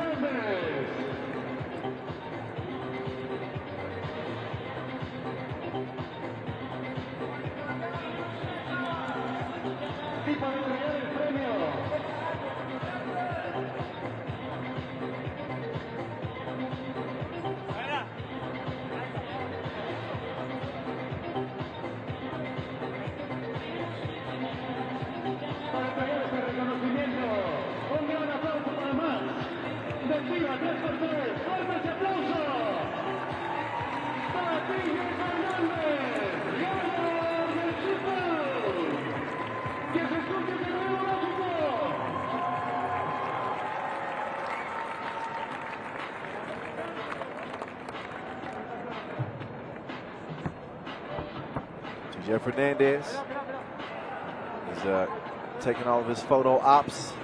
Now he can refocus on the task at hand, which is getting a win in the semifinals. First semifinal we will see will feature Riga and Gagarin.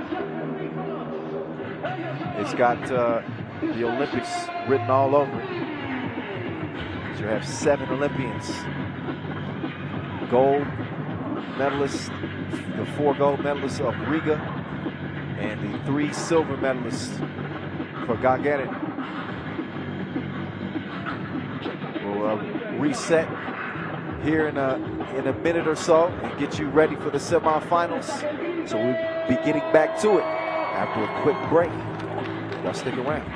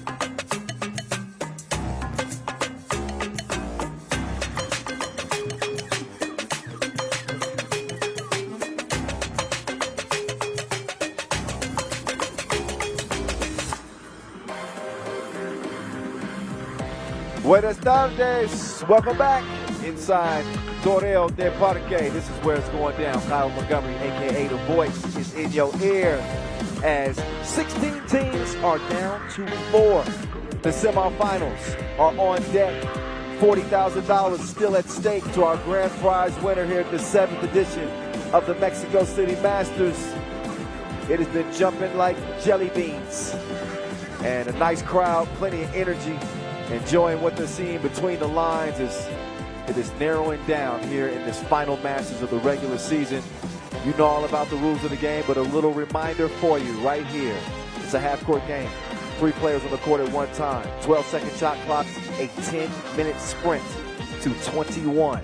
Here's who sprinted to the semifinals, Riga and Gagarin. After a couple of easy wins, 6-point victories for the both of them.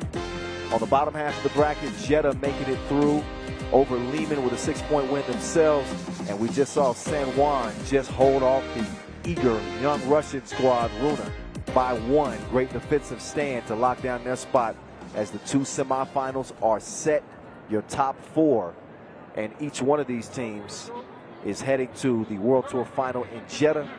Those 12 slots are already locked in, and we won't see Novi side in the World Tour Final for the first time ever. We'll get you that entire list of 12 teams once we finish the competition. Obviously, we got some things, some unfinished business here inside the mall to take care of. Again, we're heading down the final stretch of this day. Riga looking to go back-to-back in terms of Masters wins. They got their first Masters title in 2021 just last week in Abu Dhabi. They sport the most potent duo in 3x3, a dynamic duo we call them. Batman and Robin, Carlos Las Manas, joined by the blue guys, Edgars Krumins and Agnes Chavars. All 4 Olympic gold medalists representing Latvia. They represent Riga to the fullest after topping the Lithuanians, Shake Gubale, in the quarterfinal. They are also your reigning World Tour champions, getting it done in Jeddah just last year. So here comes Gagarin. I told you that this had Olympic vibes all over. You're looking at the gold medal game in Tokyo this year, with the exception of Dmitry Chuburkin, who did not represent the ROC in the Olympic Games, but these other 3 Russian players did, and went on to take silver. They really put on their best performance, and you look at Stanislav Sherov and Alexander Zhuev and Ilya Karpenko. There's a lot to be encouraged about in the future of Russian 3x3 basketball on the men's and women's side. So not to forget the ladies as well. The Latvian ladies did not compete in the Olympic Games, but ROC had 2 entries, both taking silver. Who's going to take the win? We see who've taken the officiating duties. Ref Najib, Ref Yasmina. They will have the whistles, and they will keep this one in line. See, we have fans from all ages, ladies and men. Give us a good look at the crowds.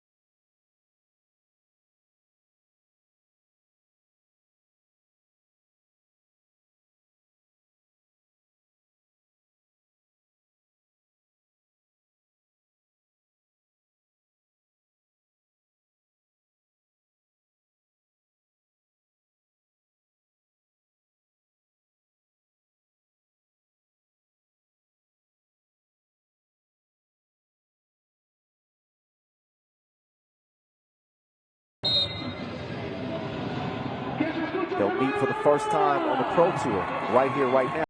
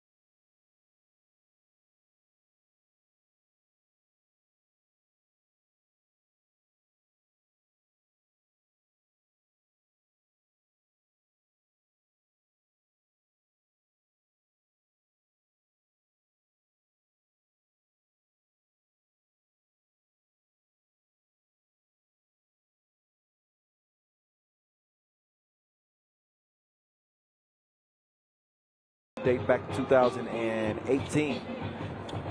Riga have a 5-1 lead. The one loss that Riga suffered to Gagarin was in the pool phase of the Chengdu Masters back in 2019.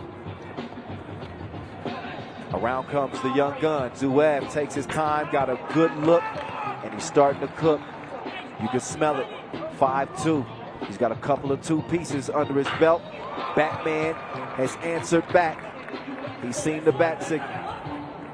He's down, but never out as he swings it over to Krumens.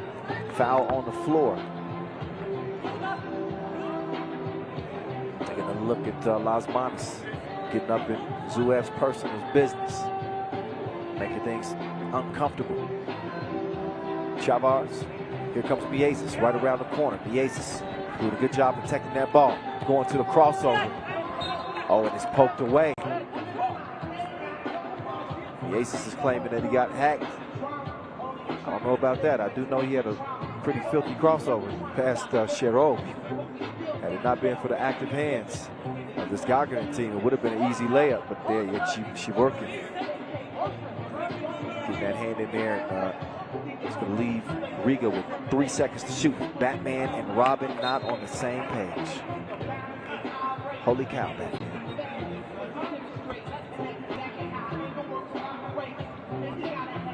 One-point lead for Gagarin. Here comes Shiborkin. Shiborkin, no, he lost it. Lost the handle on it. So the ball back over to Red.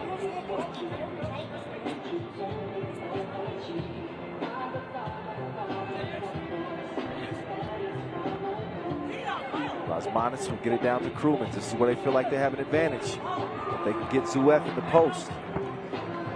They feel like they can exploit him. Zuev with the deception. Did not get the type of look that he wanted. He airmailed him. So Riga go back down to Krumens. He loses the ball.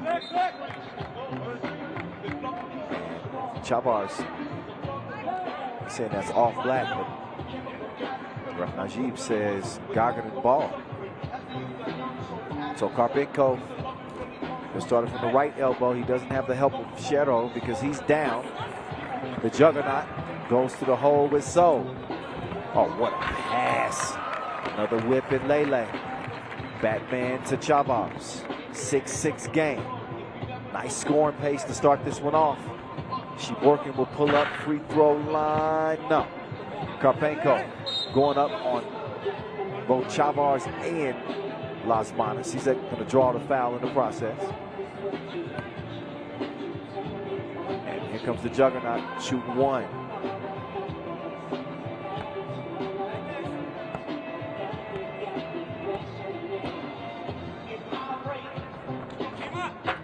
Oh, Karpenko too strong at the strike. Krumens using that size.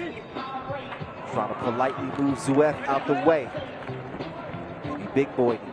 7-6. Las Manos over to Miezis. Oh, missed the layup. Miezis though with the steal.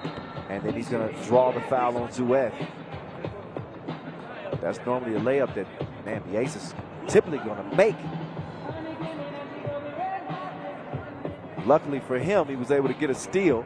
And Zuev, out of a little bit of frustration, he just hacks Miezis. 3 fouls on Riga, 2 on Gagarin. 1 point lead as Batman lets it fly. Chavez saves it. Went through the legs of Shiborkin. He recovers and he blocks him. Las Manos pokes that one away.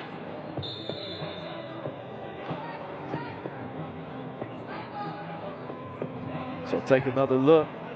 Shiborkin, he likes Tetris. Comes up with the block, right at the rim. And saved what would have been probably an easy score for Riga. So for now, the score stays the same, 7-6.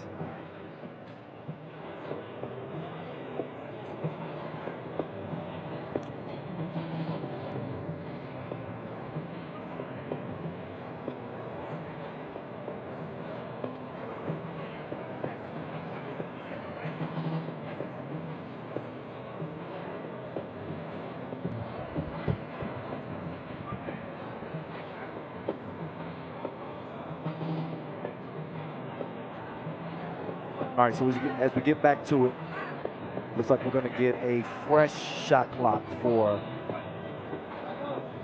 Gagarin. Yep, 12.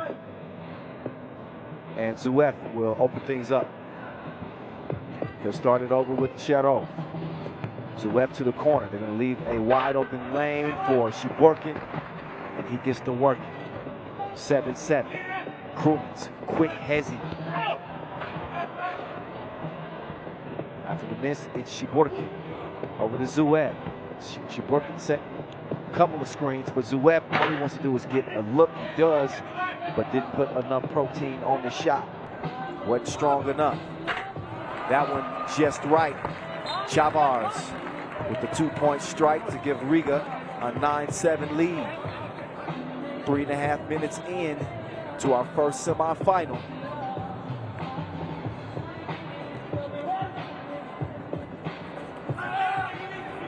Karpenko showing some frustration, trying to direct traffic. Shedro was able to get Las Manas off balance and now draw a 4th foul on the Latvians.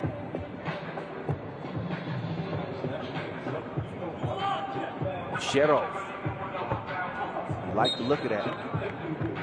I wonder how he feels about it now. He airballs and goes and has a seat. Shiborkin is in with Karpenko and Zuef. Chavars hands it over to Las Manas. Batman back out to Chavars. High arc on the shot. That too does not go down. The Juggernaut comes down with the rebound. He's going down to the post. Gives it up to Shiborkin. Shiborkin getting faded like your favorite pair of jeans. 9-8. Kickball, fresh shot clock for the Latvians as Riga will take it back over top of the key. Riga had to come all the way from the qualifying draw. I think we've only seen that happen one time. A team come from the qualifying draw and win the whole thing. It was Novi side, part of that legendary 2018 run that they had. But this Riga team finished second at the Perm Bayernard International Quest. And that's how they lock down a spot to get here. See if they can parlay it into a second Masters title of 2021.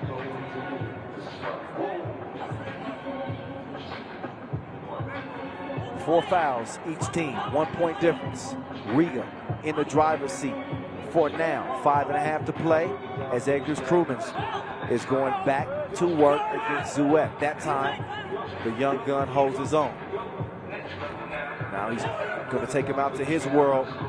Put on the brakes, could break him off. Ball finds its way to Shadow, but that one is batted away by Chavars. So 5:06 officially left.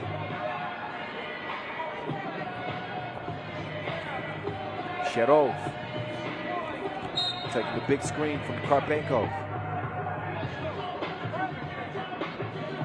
Karpenko causes some issues. Is that foul called on Riga? The Ace is trying to fight through the screen. Shadow getting plenty of space. Just a little long on the shot. Nice up fake as Shiborkin will take the feed from Karpenko. Unselfish play from the big man. The Juggernaut will kick it out to Shadow. 2-ball corner pocket. Too strong. Drops it off to Shiborkin. Misses the crib. That one poked away off of red.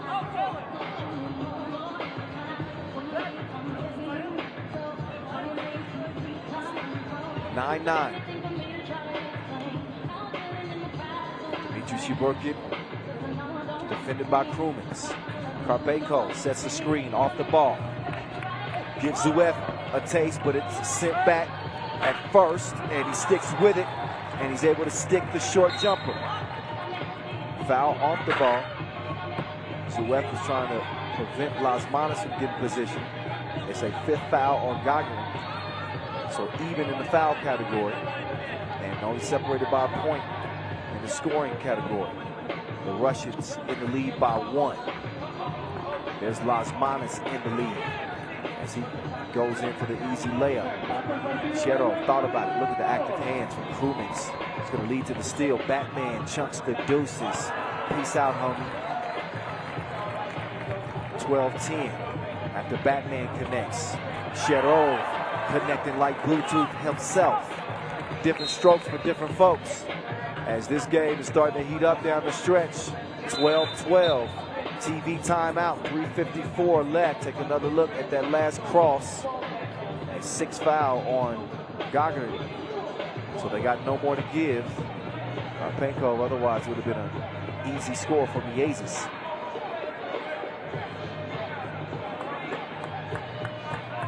How about a rematch of the final of the Tokyo Olympic Games here in 2021 in July.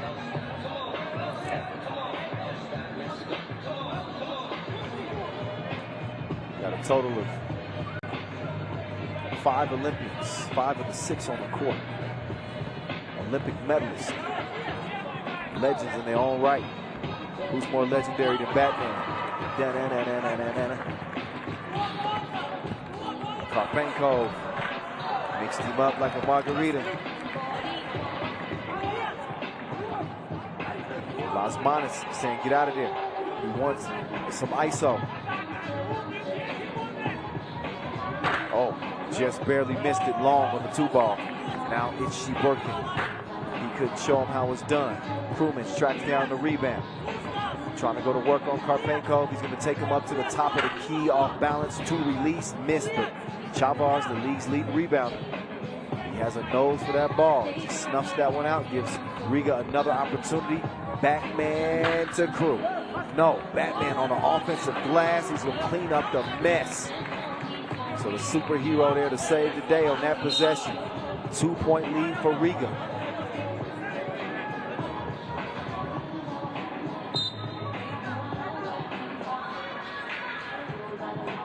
Crazy that Gargan came into this tournament 15th in the World Tour standings. They had to get a win in the quarterfinals to get a spot in Jeddah. They did just that. But they have not seen a final here in 2021. Coming off a 7th place finish in Abu Dhabi just last week. Oh, back door cut. Cherov makes easy work of that. 1-point game. Nice pass to set up Chavez. Krumens now with the drive. Cannot finish with the lefty scoop. Up fake. Tough shot. No suck. Krumens then, I guess, shoves Zuev to the ground. 6 fouls on Riga now, too. Neither team with the luxury of fouling, without free throws being the result. The final 2:32 of this contest. Another look. Well, he didn't quite throw him to the ground, but he definitely got a grip on Zuev. They better get a grip on Chiburkin as he goes off the glass to even things up at 15 apiece. Lasmanis lost it to Miezis. That is his hot spot. No Wi-Fi needed. 17-15, Chiburkin. Tough turnaround, not happening. Riga trying to maintain this 2-point advantage. They're going to get it over to Batman. Batman will step back and puts it in the face of the young gun. Zuev couldn't respond with a 2 of his own. So here come Riga. Game possession. That ball deflected back to Robin. The juggernaut can't come down with it. Minute 45 to play. And a challenge.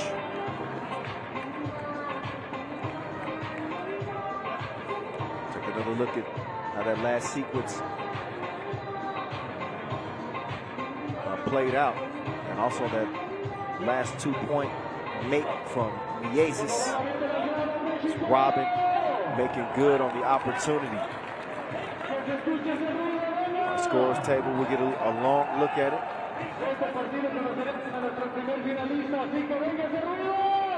As Riga look primed to be heading into yet another final.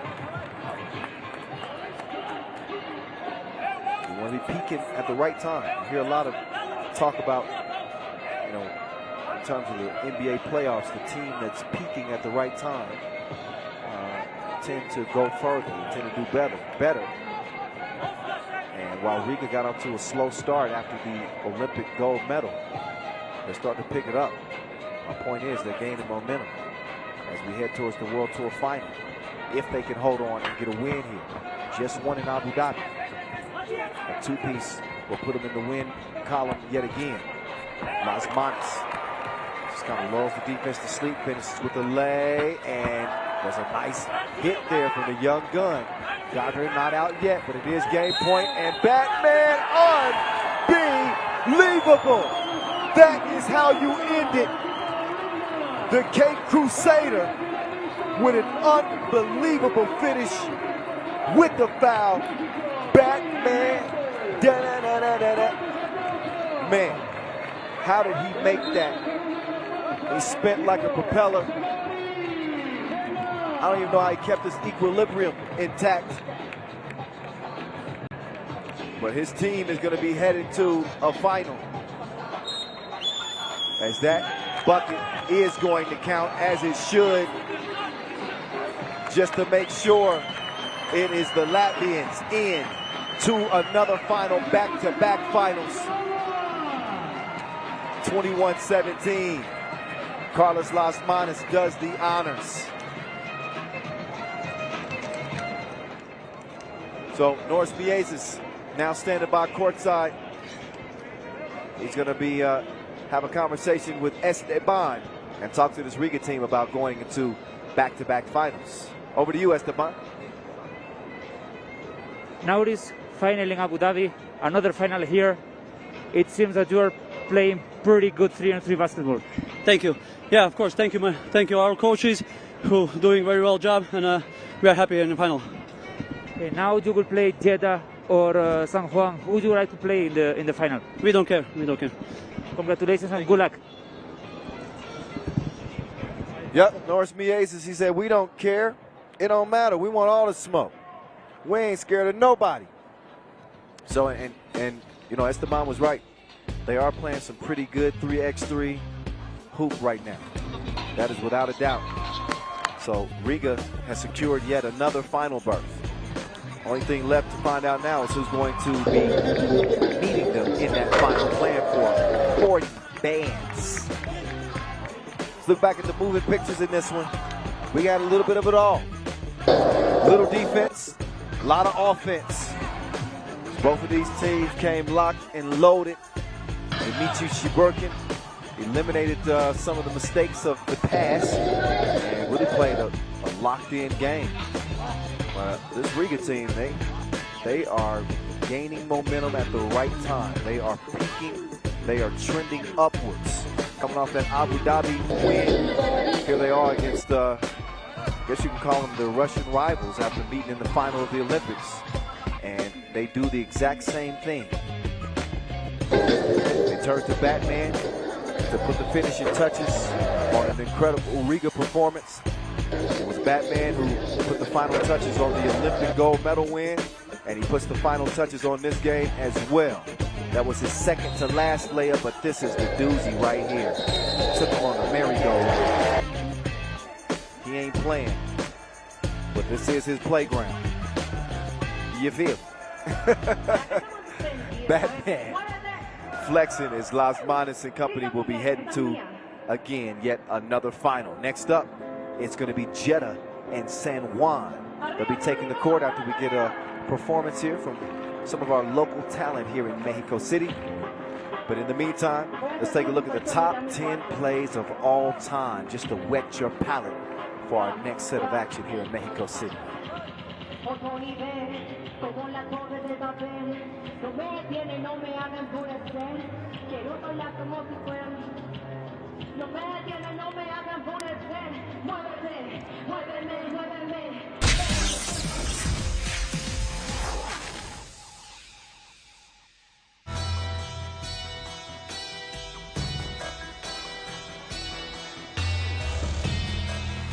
Oh my God! Las Manos put him in timeout. That might require some counseling, Zaquila. He put him in the rim. Come on, man.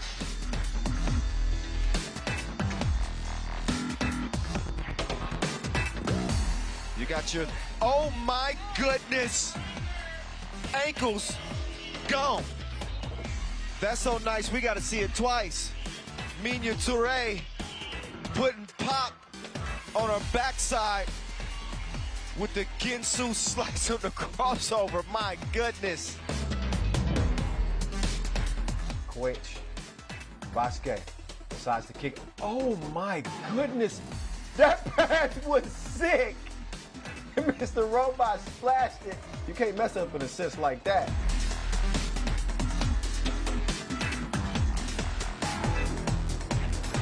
Oh, that was disgusting. Abdullah.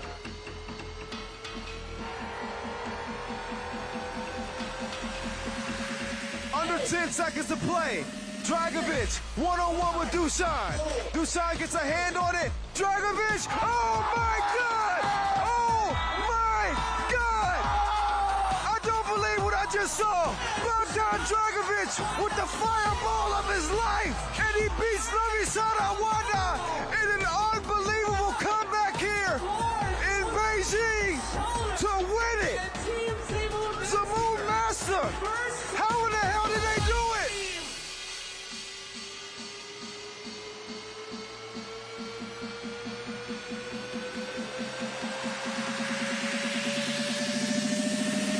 Bullet. Oh my God, what the heck did I just see? Dusan pulling tricks out on him like the court gesture. I think he sent a message on what he out here to do today.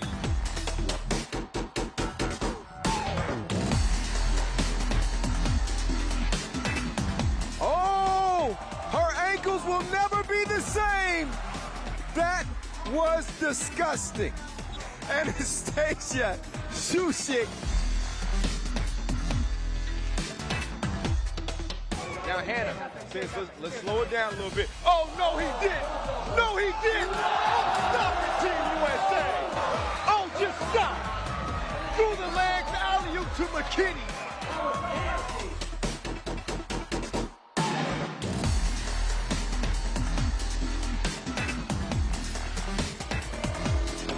Sir Francis Lisa Berkani. Ooh la la, say oof. Berkani with a pass prettier than your woman crush Wednesday. She turned her back on the D and lasered the ball through her own legs on target for the easy crib. Don't even try to show me something better than that. Game point. Oh, he brings out the sham. Oh, you can't do that. You cannot do that to another grown man. You cannot. That is unfair. Just killing the competition. Somebody call the coroner's office on Dusan Bullet, because that ain't right. He's done that once before, and nobody in 3x3 pulls that off except the #1 player in the world. Oh my goodness. De La Fuente just got clowned on out here in Amsterdam. How was that?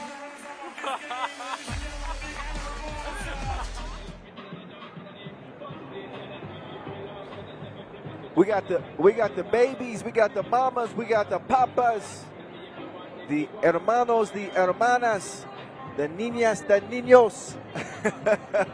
We got them all here, getting ready to enjoy another semifinal inside Torreo de Parque here, just outside of the Mexico City limits.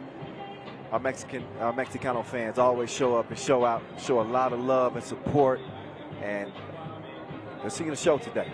They are seeing a show today. Shout out to Riga, who yet again will be playing in another final. We just saw them get that dub to earn a spot. Now we're going to find out exactly who they will be lacing them up against in a clash between two World Tour winners here in 2021. Jeddah, who got it done in Prague. San Juan, who got it done in Lausanne. Talk about the parity in 3x3 all day long. Just look at the results this year.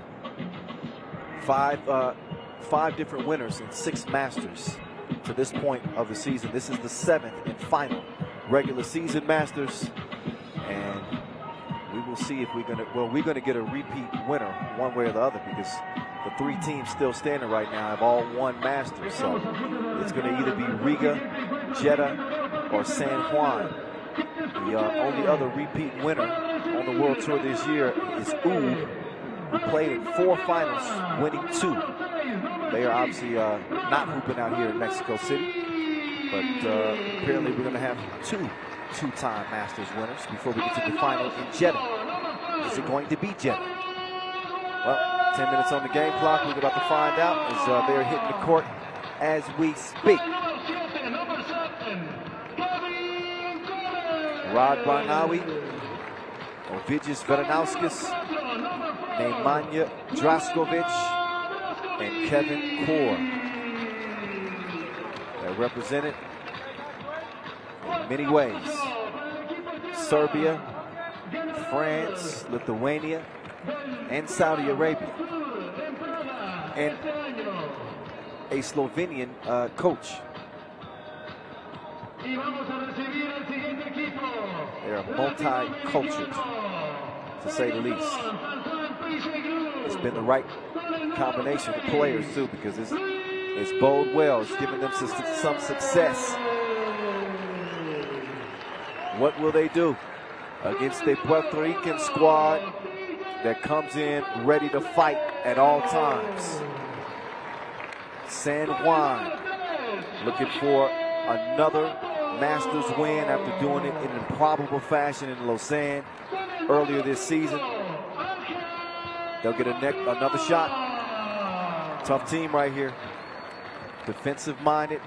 TJ Fernandez, we just saw him win the 2-point shootout competition. So congratulations to him for that again.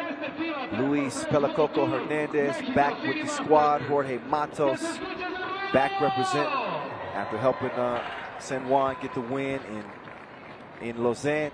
And of course, the Lausanne Masters MVP, Angel Matias. He's ready to roll as well. San Juan in the purple, Jeddah in the gray get-up. Our 2 officials, Glenn Tewitt and Cecilia Toth. They're going to hold us down. 10 minutes on the clock. This will decide who will play Riga in the final. Before we get to the final, of course, we will have our dunk competition going down as well. So plenty to look forward to as we head down the final stretch of day 2. There's day 1's top scorer, Nemanja Draskovic. Approach with caution. He is a dangerous player on this Jeddah squad. Kevin Kor will hold things down in the middle. They got Ovidius Veranauskas wreaking havoc as well. Take a look at this Puerto Rican squad. And a dominant defensive player in Pelacoco. Also a capable scorer too. He can get deep in his bag on you. Fernandez, we saw how good of a shooter he is from beyond that 2-point arc in the 2-point shootout. Matias is an absolute monster. That's why we call him Little Monster, or the Monster, El Monstro, especially on the block. Jorge Matos does a little bit of it all. Clutch on this team, comes up with big plays defensively and offensively. 2 pretty evenly matched squads right here. This one's gonna be fun. Countdown is on for our second and final quarterfinal. 10 minutes on the game clock. San Juan out of Puerto Rico. Jeddah out of Saudi Arabia.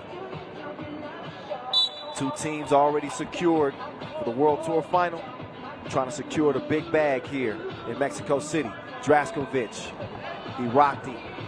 Oh, didn't finish it at the rim. Kevin Kor's gonna get called for that over the back. Easy whistle. Draskovic is tricky with that ball. He's tall, stands about 6'6", but he can handle that rock. Push call away from the ball. Yeah, that one's called on Kor. So turnover to San Juan. Matos stops short. Tough shot. Probably had a better look at him had he pulled up on the first attempt. Now he might need some reinforcements. Foul call. Kevin Kor with a distinct size advantage.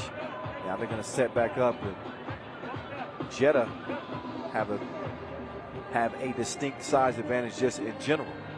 From Core to Draskovic to even Veranauskas, who's guarded by the smaller TJ Fernandez right here. There's Kevin Core. They got every advantage that they want on the inside. Here's Draskovic on the drive. He air mails it short range, and Pelakoko will come away with it. Now he's on the attack, taking it right at Draco. Weight room.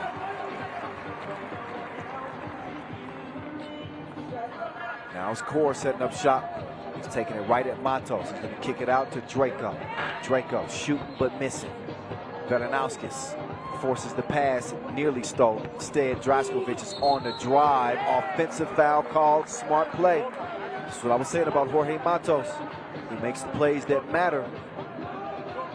Steps in, sacrifices his body, draws the charge here. Saw the play coming a mile away. Earns the possession for the Puerto Ricans.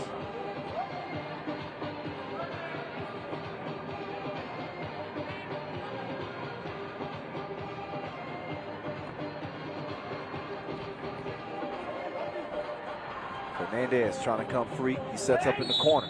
They try to set up Matias down low. That pass is a little bit long, but that's because he was held up. A fourth foul. Now on Jeddah.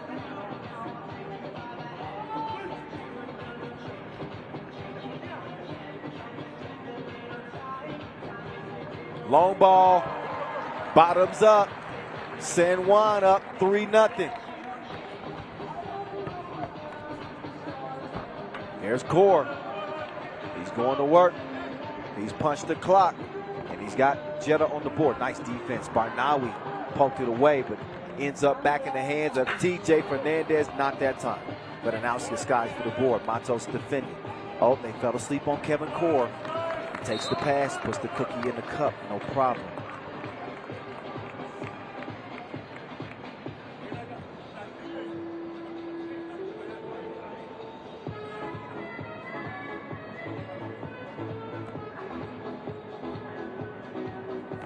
Pelakoko moving to the right, hands it off to Fernandez. Ooh, the stroke was broke. He was given all day long.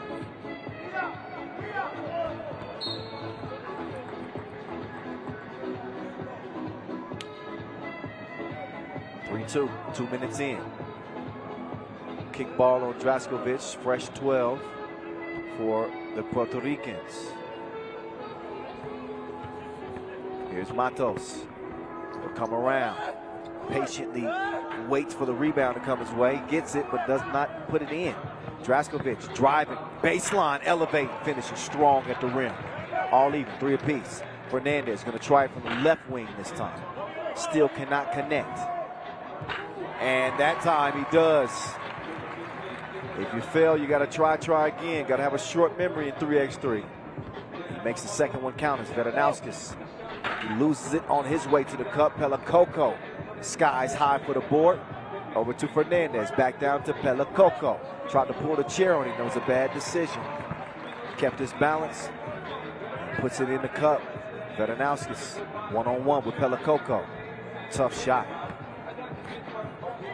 It's a defensive stopper right there. You got to make it tougher on him than that. Oh, Fernandez in a rush to the cup, hoop and the harm. He's going to have a chance for a 2-point play. And San Juan lead it by 4. Jeddah in some trouble, foul trouble. Just over 3 minutes in as we take our first TV timeout. But that means they only got 1 foul to give, trailing by 4 for the moment. Could be 5 if Fernandez is able to connect at the free throw line. And much like we saw in the quarterfinals, San Juan has jumped out to, an early lead. Runa was able to erase that early 6-point advantage that they had. But San Juan working on a 4-point advantage right now. We'll see if this is a lead that they can hold on to. Again, 2 Masters champs going at it here. Top 5 all get paid, so they will not be walking away empty-handed one way or the other. Draskovic, oh, look at that. Just split through the teeth of the defense. He's flossing. 8-4. Matias looks off the defense, chunks the 2, but he missed it. Core will clear it himself, gives it over to Draco. Here's Nemanja moving to the right. He's got Core now down on the block. He's going to give it to him. Core with good positioning, but he does not have a touch to finish close to the rim. Pelakoko, he clears it, takes a bump from Core, and a really unnecessary foul right there. Already in some foul trouble. That one's going to be 6 on Jeddah, so a couple more fouls than they have points. That's usually not a formula for success. San Juan with 8 points and a single foul. So a much better start for the Puerto Ricans. Look at that shot. Matias, man, out rebounds hardcore. I'm gonna show you who's harder between us. That one air mailed out of bounds. San Juan will take back over. Looking to add to this 5-point lead. 4 minutes in to this semifinal. Winner gets Riga. Here's Angel. Matias. Oh, fade away. And he's in the ear of Vedanowskis. He said, you don't want no smoke. Your lungs ain't ready for it. Vedanowskis. He answers right back like a belligerent teenager. It's Pelakoko. Step through. Perdóname. It's a bucket. 11-6. Back and forth we go. Here comes Matias. Chunk the deuces. Missed it. Pelakoko, though, man. He is cleaning the glass like Ajax. He's a rebounding machine. He's a defensive machine.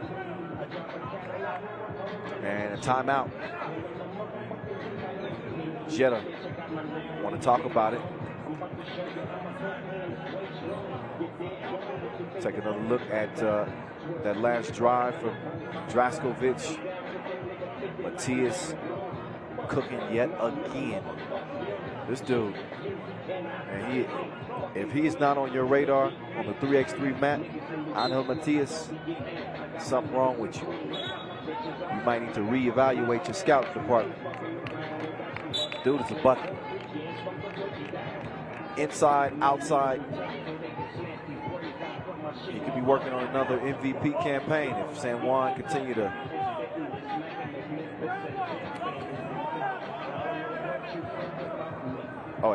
that's ruled Jeddah ball. That was off of Pelakoko. So here come the Saudis, aka the French. Fernandez set his feet. Could not get the dose to fall. So here comes Jeddah. Draskovic gives it up to get it back. Passes up the 2, but took too much time. I think he did a little bit too much with the possession. If you got an open 2 in a contest like this, you take it. 4-point difference. There's Matias that time. Angel cannot finish. He's going to get called for the foul too. Off balance, he took Vedanowskis down. Second foul on the Puerto Ricans.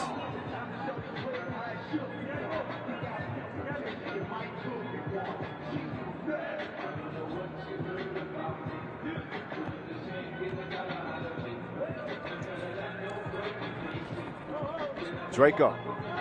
Man, they gave him a look, and he made it count. He doubles up, and it makes it a 2-point game. Matias will put a 2 up. It's too short. Pelakoko, though, he's there to clean up the mess. He is eating all the leftovers. Draskovic, swishalicious. It's 12-11 as Pelakoko bumping and banging with Core. Foul in the process of the shot. That's 7 on Jeddah. 2 free throws awarded to Pelakoko now. It's hardcore. It's going to make things tough on him. Pelakoko taking his time.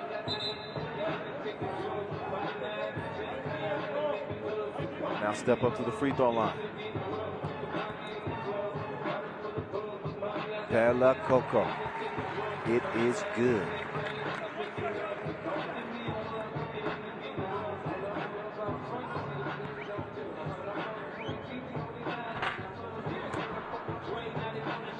(13-11). Got to make him count at the free throw line. Not quite the trip that Pella Coco had hoped for. And Vedanowskis is down. He's holding a left ankle, and he's saying that you can tell that he is hurt. He immediately signaled that he was going to need some help. And there's Ovi. He's going to try to walk it off.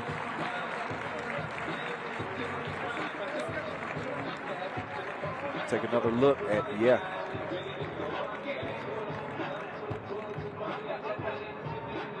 came down, and you can definitely see how he tweaked that ankle. He's gonna take some pressure off of it and have a seat for a while.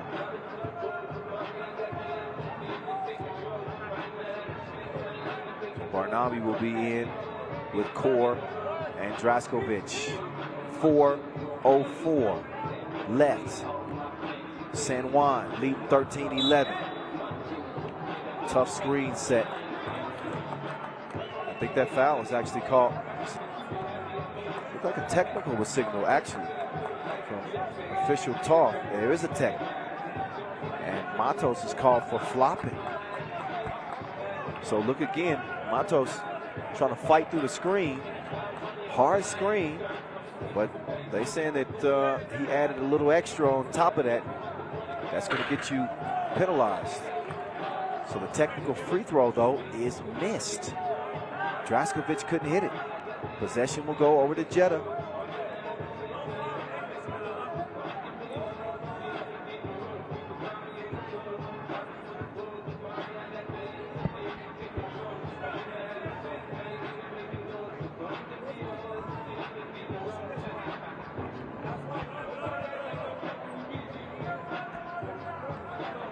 All right, back to it we go.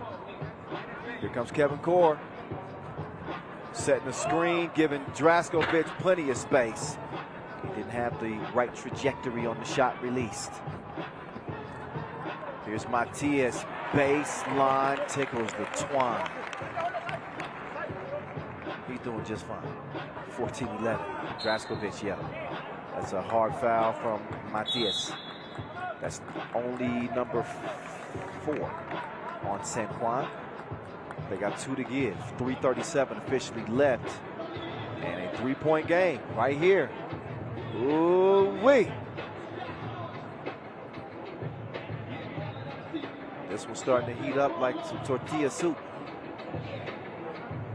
It's been a good contest. Really from the outset. San Juan jumped out to an early lead. 5-point cushion to start the game. Had a sneaky suspicion that was not going to last, given how committed this Jeddah team is, and they want to win just as bad. They've managed to climb back within 3, make that 2, as Kevin Core delivers the package. Matos, step back, he wants to get it over to Pella Coco. He's going to set up shop down in the paint, tough attempt. He's going to come up empty. Draskovic past Pella Coco. Got the step, but Pella Coco recovers and rejects it. Over to Fernandez, to Matos. Matos splits the defense. Nearly blocked. Pella Coco is there to clean up the mess. 3-point lead, make that 1. 1 ain't enough, he needs 2 as Vedanowskis brings his team within 1. But it's different strokes for different folks as both teams are making it rain. Both teams are aqua from beyond that 2-point arc as it's 17-14. San Juan doing a great job of putting out the fight. So typically you see a momentum swing, but they've done a good job fighting fire with fire. 8 fouls though on Jeddah, which will put TJ Fernandez back on the line.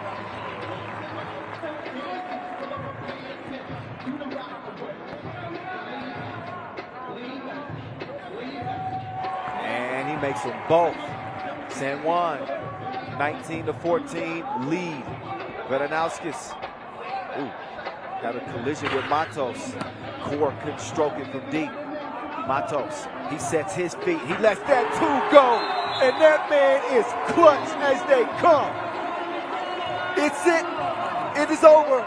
San Juan into the final. And it's Jorge Matos playing hero yet again.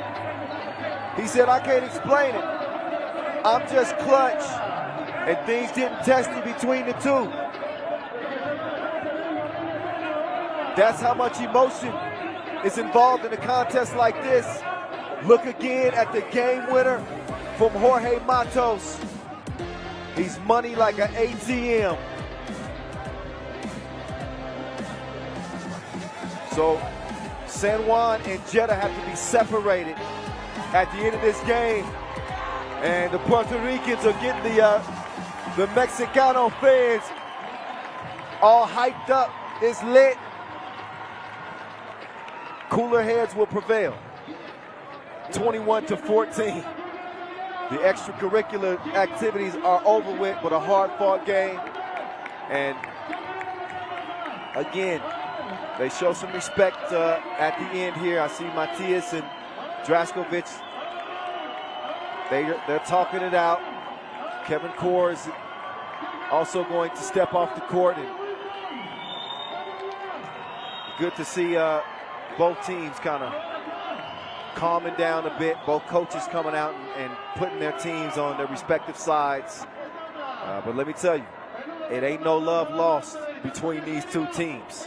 We will see them both again at the Jeddah final next month. Right now, let's hear from Angel and Matias after an emotional win for San Juan, earning their way into the final. He's standing by with Esteban. Esteban. So, Matias, this crowd is making you feel like at home. Definitely. I gotta thank my Latin people, my people from Mexico. They're really giving us that feeling home, you know, and we really appreciate that. How did you plan to play against Riga in the final? We're gonna keep playing hard every game. You know, we are a team that we're really physical. We really play hard every game, and that's what we're gonna keep doing. You know, so nothing. Thank God for the victory, and then we'll see Riga at the final. Another final against Riga. Yeah. Good luck in the final. Yeah, buddy. Yeah, it is another final against the Lethal Latvians. It is, man, a very poised Puerto Rican squad. San Juan just digging deep in a flat-out fight, literally and with Jeddah. But an unbelievable win for them to come out of a dogfight with a very, very talented Jeddah squad. But I tell you, they were fighting figuratively and literally in that contest. They had to be separated at the end of it. But how about San Juan, man? 1 through 4. Each player had a moment where they shine big. We saw TJ Fernandez hit a big 2 late. Angel Matias had his imprints all over the game, as did Pelacoco. But they saved the best for last with Jorge Matos hitting yet another game winner. Credit Nemanja Draskovic, Prague Masters MVP. Really played with a lot of heart. Definitely left, gave them his best shot, I should say. Several best shots. But there was no shot better than that one right there. Because that one is what put the game on ice. Jorge Matos. He called 21. That's it. As Jeddah come up short. We will see them again, though, in a little over a month's time. December 17th and 18th in Jeddah, Saudi Arabia for the World Tour Final. Hello. Hola. Got the young fans out enjoying some 3x3. They're going to get a little appetizer before we get to that final. Here's the brackets. Here are things. Here's how things have played out in a thrilling final day of the regular season. Riga and San Juan, there's their bodies of work. Wins over the Russians and the Saudis for San Juan, and wins over the Lithuanians and the Russians for Riga, en route to back-to-back final appearances for Riga. San Juan in yet another final, as we saw them win the Lausanne Masters.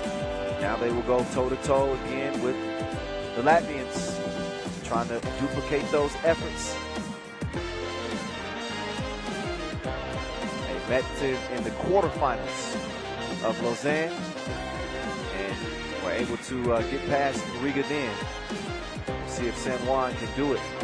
One thing we do know is we're going to have a two-time Masters winner at the end of the business day here in Mexico City. Now we got some more business to handle, and I have personally been waiting on this one. Only two dunkers. They will get 5 dunks apiece, but these are two of the best dunkers in the world. One you may know and one you may not know. So check out my guy, Brandon Ruffin. He goes by B Ruff or High Rise, and a guy that doesn't need a whole lot of an introduction. Y'all seen this dude, Ty Curry, just take over the dunk scene. I mean, he's been everywhere, and he's doing some crazy stuff these days. I don't want to ruin it for you, but I don't think I'm setting the bar too high when I say that this could be maybe the best dunk competition of the season. So just put that in your back pocket and get ready for some pretty ridiculous dunks. But, Tyler Curry, you know, if you pay attention at all to the dunk scene, you may have seen the Creator Classic. He was featured in that. He's been a star of Dunk League Season 3. Pulled out some crazy stuff. Just look up the low rim episode. I think it's episode 3 of Dunk League, and look at Tyler Curry's dunk. It's gonna make the top of your head explode. Won the redemption round, made it to the final 3 as well with Jonathan Clark and Jordan Kilgannon. I don't want to give it away because I don't think that final episode is aired yet, so I don't even know if he won or not. But anyway, we're going to see what he does on the FIBA 3x3 dunk scene. Tyler Curry, Brandon Ruffin. Brandon Ruffin, look, don't sleep on him either. I talk a lot about Tyler Curry, but this dude, he got some serious bounce. I'm talking about some serious pogos. His signature dunk is called Roughing It. Favorite dunker is Vince Carter. He's from Lancaster, California. Tyler Curry's from Hawthorne, California. He's two Cali boys. And we'll have 2 dunks in the opening round that'll decide who goes first in the final round. So you know the rules. They'll get 3 attempts per dunk. And Tyler Curry already going behind the back in the warm-ups. What is going to happen? But keep an eye, because I want to see that roughing it. Oh, I see you. Oh, the honey dip. Don't hurt your elbow before we start.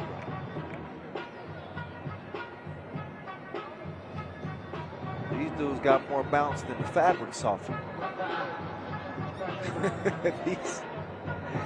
I'm talking about 2 extremely gifted athletes that can flat out jump out of the gym.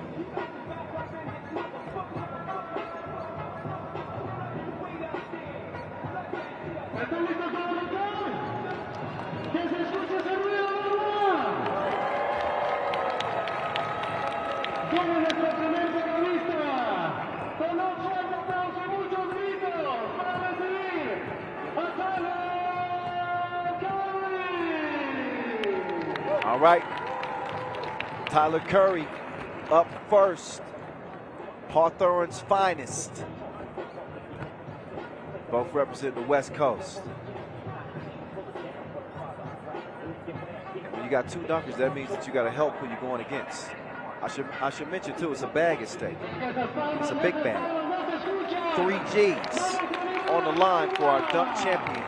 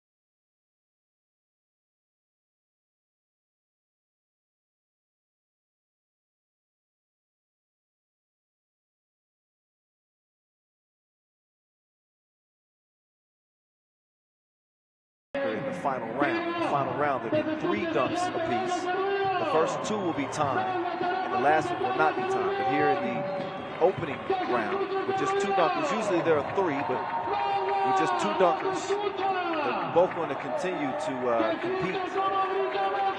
But this will decide the order. High riser. He's got the runway cleared. Let's see if he clears Curry. Oh, yes, he did. He threw it in reverse. He's impressed with himself. He should be. He said, I need some extra oxygen. It's thin air here in Mexico City. How is the air up there? Yeah, he got so high he might need a flight attendant. Yeah, high riser. Throwing it down in reverse. And he's going to get some love from the judges. Couple of 9s and a 10. So round 1 goes to Be Rough. We might need to tell him to be easy.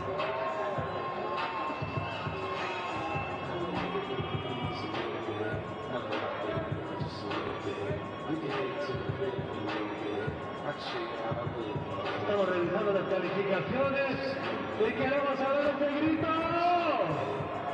¡Vamos a animar México! All right, so Tyler Curry's going to start first. So B. Ruff is going to get a chance to see what Curry does, and then he'll have an opportunity to try to outdo him.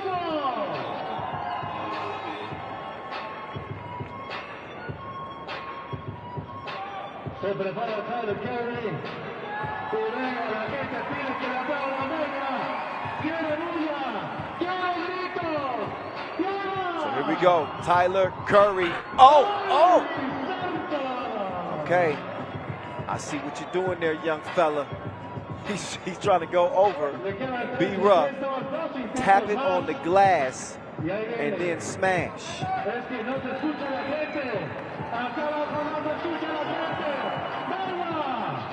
T. Curry with a tap the glass, 2-hand smash. Is it that easy though?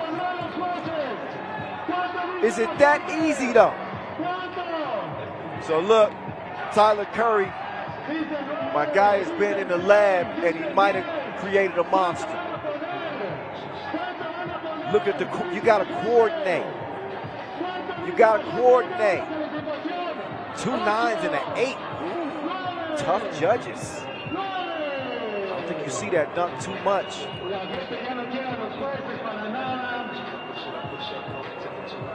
I don't know. From my chair, that was, I don't know. I don't know if you get an 8 on that type of dunk. That was pretty crazy. Just my humble opinion. That's all.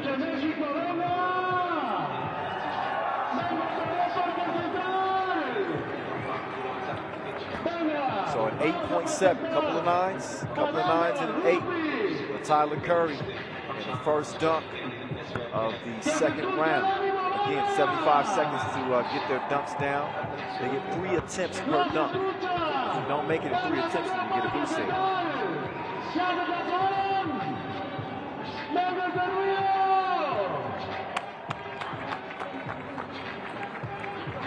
All right. High rise. He said, give me some energy. I need your energy. Amen! The East Bay over Tyler Curry. I think it's B. Ruff that got the sauce, though. B. Ruff got the sauce. Hey, this dude is out of this world. We might need to put him on the Toon Squad. High riser, getting higher than a hippie. OMG. Oh my goodness, he leaned into that. He leaned into that. He out here dancing with the crowd.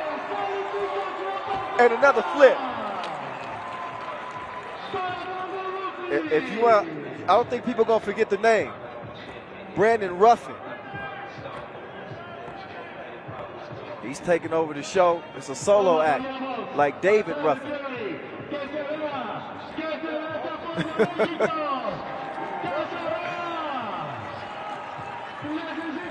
All right. High Riser is setting the bar high. Let's see what Tyler Curry is going to bring. Oh, yes, sir. Oh, yes, sir. He said, give me my 10-piece. Take another look at this.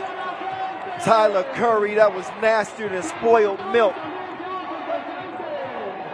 Off the bounce, 360 windmill. Oh, that's just filthy right there. That's so nice, we gotta see it thrice.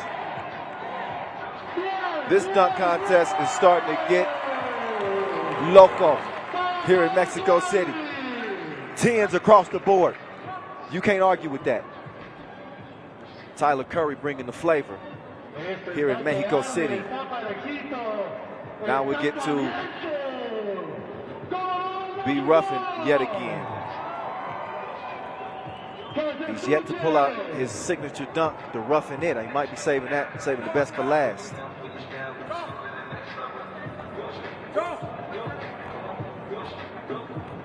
So he wants some help.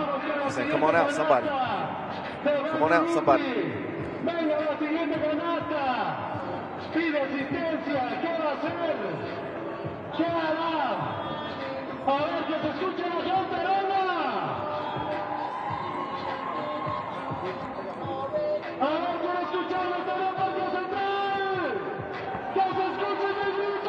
All right, so, man, he's getting creative here. He's going to bring out another high flyer. We call him the Slim Reaper.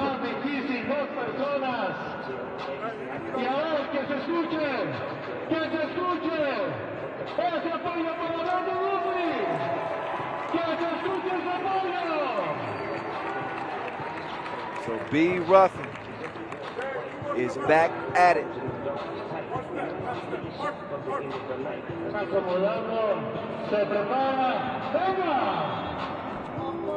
Oh, Ruffin bringing out the creativity like arts and crafts class. Let's see what the judge is giving. That was nice, though. Over the Slim Reaper. He takes the handoff from Tyler Curry and put it down with authority. Look a few times at that. That'll make you take a second look right there. Couple of 10s and a 9. Nice score for the high riser. Second dunk. It's going to land him a 9.7. So here we go. It's 9.9. It's a high riser. Two Cali boys going at each other's neck like top buttons here in the dunk final.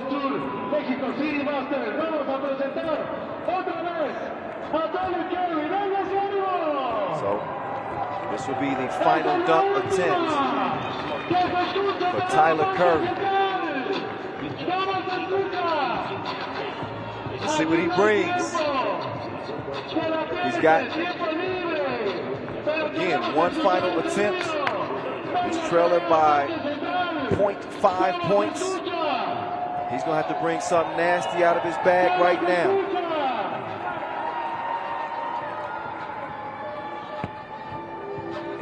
So he's opting for the self. Ooh.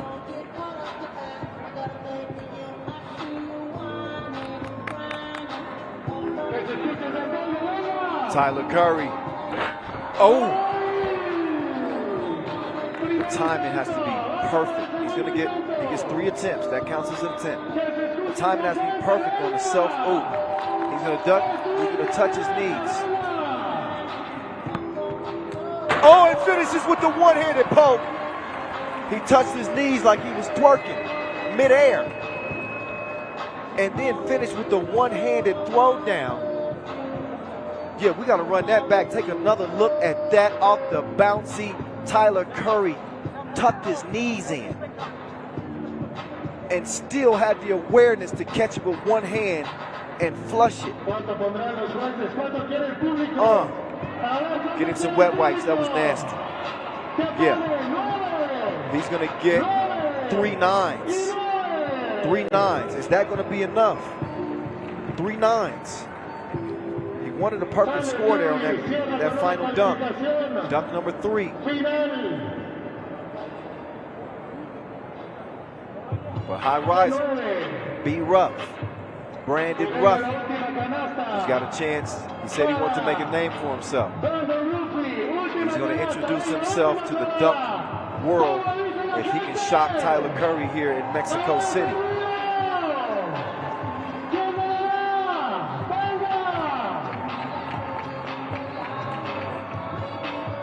So he's going to employ the help of Curry again.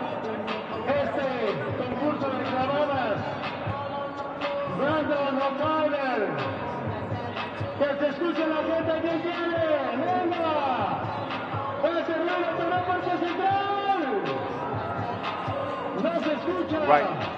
He's got the angle set up exactly how he wants it. Brandon, it's your show.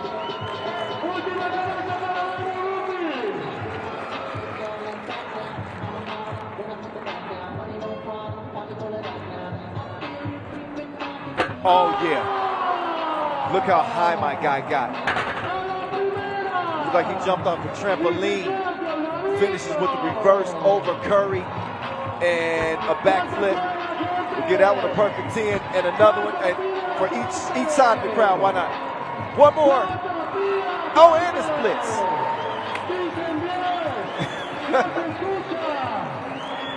Look again. Goes over Curry and reverse once again. Cleared him cleanly. And finishes with a punctuation mark that will get him straight 10s again. And if you didn't know his name, you better know it now. Brandon Ruffin, B. Ruff, Cali's own, is going to win his first ever dunk contest on the FIBA 3x3 World Tour. Pose for the camera now, flick. Little spin move. Oh, this dude is a movie. He is a movie. Putting on the show out here in Mexico City. Yeah, buddy. He got a nice bag to take home. Back to Cali as well. $3,000 richer is Brandon Ruffin. Wow. So your 2021 Mexico City Masters dunk champ, Brandon Ruffin, is going to step up and get his photo opportunity. He's also going to get a chance to chat with Esteban. And let's hear his thoughts competing against obviously an up-and-coming dunking star in Tyler Curry. And he's able to top him in Mexico City. Esteban, let's get it down to you. Let's hear what the dunk champ has to say here in Mexico City. So, Brandon, how much did this crowd help you to perform those dunks? Well, when it comes to this crowd, I love them. They're very energetic. So no matter what they do, whether it be good or bad, you're going to feel the energy. But when it comes to CDMX, it's always positive vibes. So I love it here, man. Congratulations. Huh? Congratulations. Thank you very much.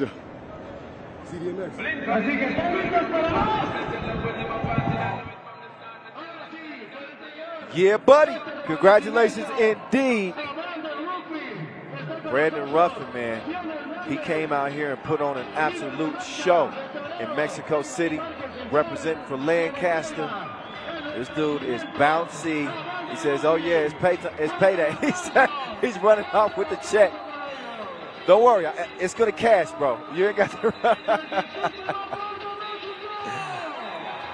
How's he gonna fit that on the plane, though? That's the question. 3 G's richer. He earned every bit of it. It pays to have bounce. He was out here bouncing like them 6'4s in LA. All right. Let's run back the highlight rip, Lou. Let's see the complete body of work from Brandon Ruffin. He starts off by going 360 with it, double pump, and then the added pizzazz with the flip. That might have gained him some favor with the judges. But a strong finish to start things off. Then he goes over Tyler Curry, clears him easily, goes it down with a tough dunk. I think Tyler Curry came with something ill right there. He went off the glass and dunked it in. And you can see that B. Ruffin, he was pretty impressed with himself. So this was the filthiest dunk that, to me, the high riser did. He went over Curry and he leaned with it. He leaned with it and rocked with it. East Bay, I'm surprised the rim didn't come down.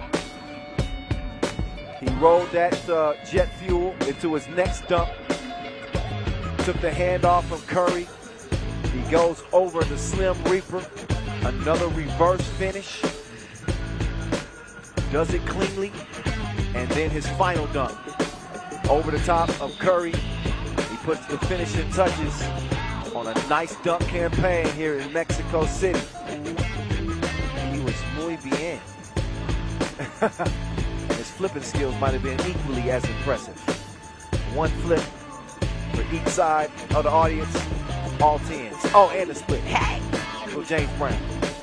No, maybe some David Ruffin there. That's probably more like it.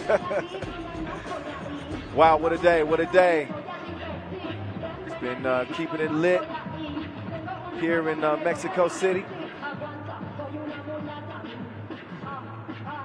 We'll get the final underway here momentarily.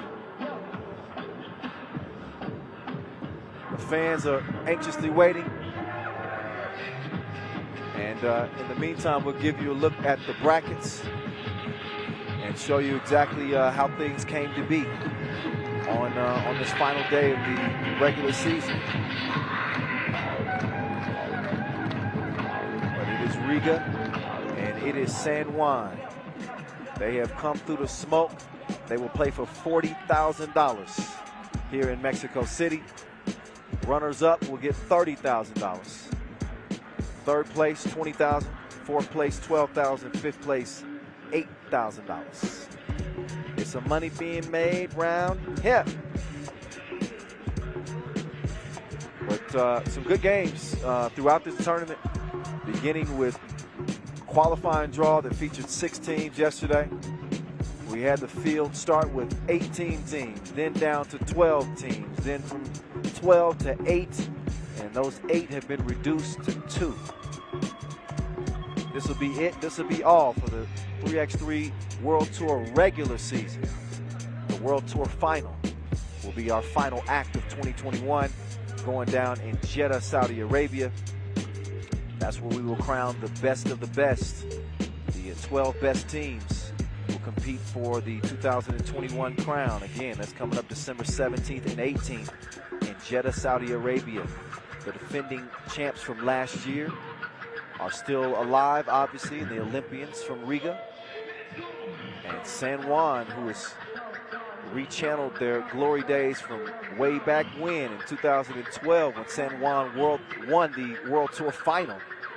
They got their first Masters win this year in Switzerland, Lausanne. And here they are again in another final with another opportunity to get it done. This Riga team is something different, though. They're something special. They play the game at a different level. And look, they got more chemistry than your 8th grade class. These dudes know each other like the back of their hands. The camaraderie is there. The unity is there. The friendship is there. And obviously they've come through some battles together and accomplished,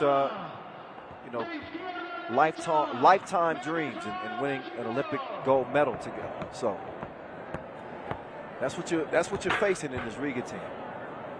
San Juan, these dudes, this is a team full of perros. They just some dogs. Hard not to like this team. Great coaching on this Puerto Rican team as well. You know, not only the knowledge, but the passion that comes with that coaching staff. It translates onto the floor. And you won't find a team that plays with more heart than San Juan. And here they are. They on the court in the purple. They ready to go. TJ Fernandez, Jorge Matos, Angel Matias, Luis Pelacoco Hernandez. Facing off with Egris Crumens, Carlos Las Manos, Agnes Chavez, and Norris Mieses here in the final in Mexico City. Just a couple of minutes away from getting this one underway. Going to give each team some time to get warmed up and sit for a bit, join the dunk contest. Now they get the juices back circulating.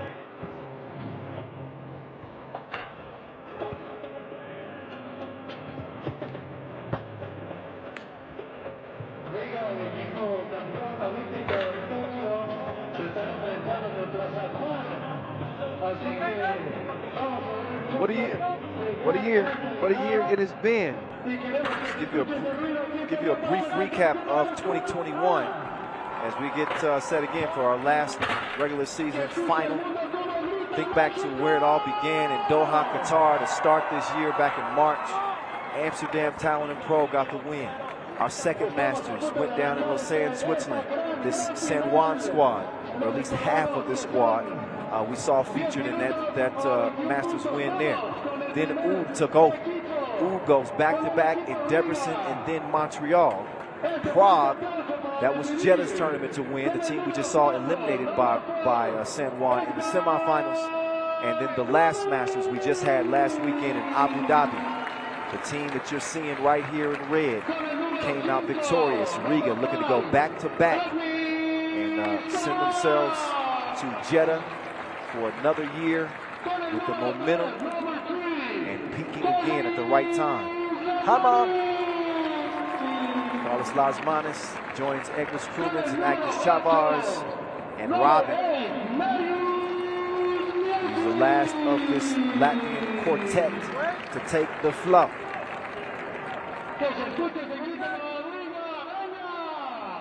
So you got your top scorer, you got your leader in key assist, and your top rebounder all on this Riga team. They are healthy again in full form with Egris Crumens, and the proof has been in the pudding. Just look at their body of work. They did suffer one hiccup. They lost to Mongolia by 1. It is the only loss that they've suffered here in Mexico City after coming all the way from the qualifying draw. Now here comes San Juan.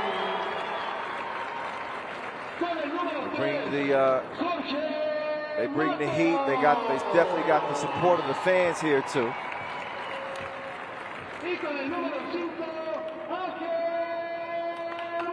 And last but not least, it is Angel Matias.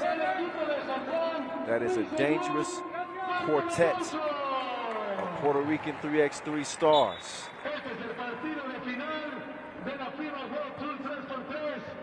So now we'll handle the coin flip. This will decide who gets the ball to start in this final 10-minute sprint. And our two officials that will handle things will be Yasmina Uris and Cecilia Toth. Two ballers in their own right. I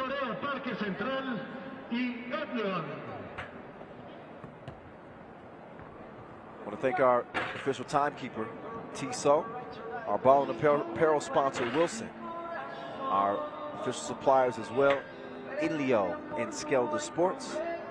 Got a quick look at Carlos Las Manos. He and Norris Mieses came into the day number 4 and 5 on the scoring charts with 16 apiece. They have picked up where they left off. But I think defense is going to have to be a priority for this Riga team. For San Juan, they will bring the heat to your chest. Believe it. Head-to-head, San Juan are 1-0. As I mentioned, they did meet in the semifinals of the Lausanne Masters. Obviously, that was a San Juan win because San Juan went on to win the entire tournament. That was a quarterfinal, not semifinal, quarterfinal. My bad. So Masters number 7 comes down to these final 2. Here we go from Mexico City. Who's going to be our 2021 Mexico City Masters champ? It's on now. Clock is ticking and Batman's got the cookie in hand. Over to Robin. Robin setting his feet, setting his sights, and that J is nice. 2-0 right out of the gates. Riga, Matos, he'll answer with the 1. One thing that they cannot do is fight 2s with 1. They're going to give Robin another attempt. That time he's unable to get it to go. Matos, no good from long range. You see if Batman can hold his own against Pelacoco. He does. Now Miezes, he wants to give it over to Batman. He hands it off. Las Manos thought about the deep 2. Instead, he's going to cross and kick. Robin putting another one up, and he gets another 2. 4 points, as Robin's been responsible for all of Riga's scoring. He's going for another one. We call him Robin, but he might be Rain Man. He's changing the forecast here inside Torreo de Parque. I'm feeling the sprinkles.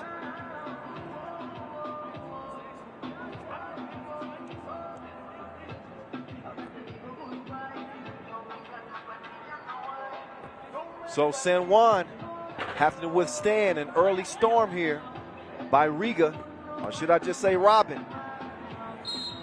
Krumens making the move on Matos down low. But a quick start here in the final as Norris Miezes has been cooking. He's responsible for all 6 of Riga's points. And now Egers Krumens chips in 7-1. The Latvians. TJ Fernandez, he's going to let one go. That one's off the mark. But an absolute in fuego start for the Latvians.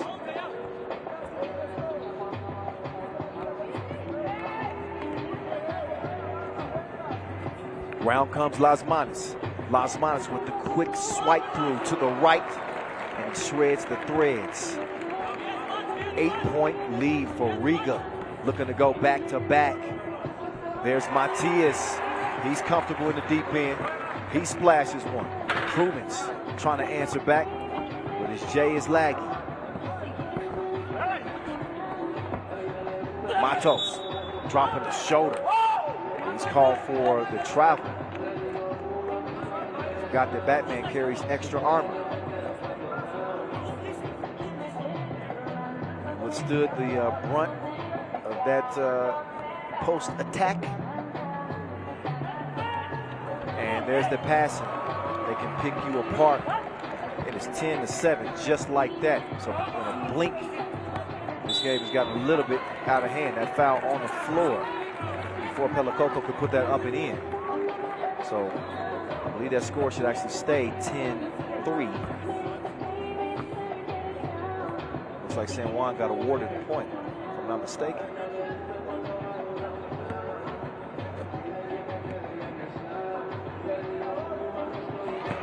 Knocks down the free throw.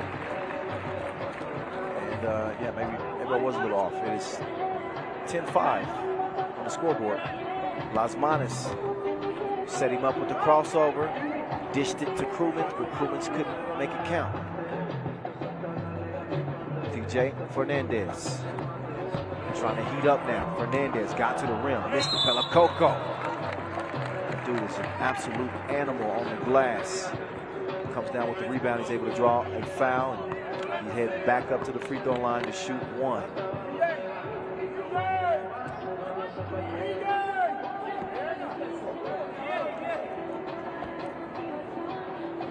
Pelacoco, yes sir.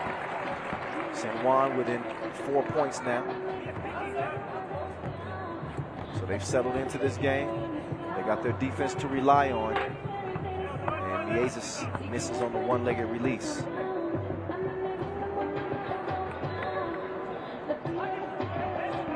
Matias trying to get a step on Chavars. He gets to the cup. Strong drive. San Juan within 3. Lasmanis, nice behind the back move.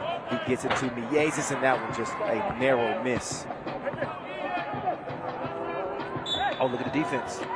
Yeah, that was off of Pelacoco. Just a stroke of bad luck for Pelacoco. Take another look. He was trying to save it, and yeah, got a stuff back in his face. Strong defense there from Chavars.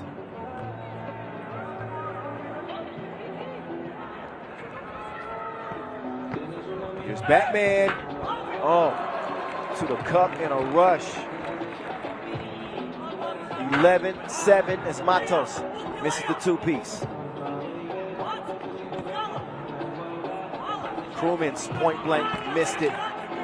Pelacoco will come away. He gets it out to Matias quickly. Matias, he likes what he sees from long range. He wants to narrow this gap, but it's a narrow miss instead. Crewman's big size advantage. Bully ball. There's a campaign against this. 12-7. Stop the bully.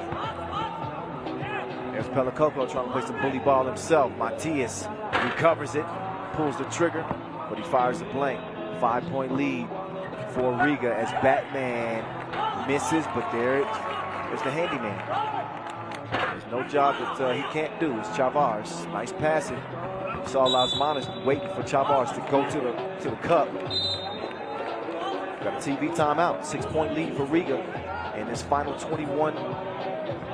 10-minute sprint to 21. So this was a 6-1 lead before we could even blink. That's thanks to the shooting of Norris Miezes. This dude has been shooting to kill.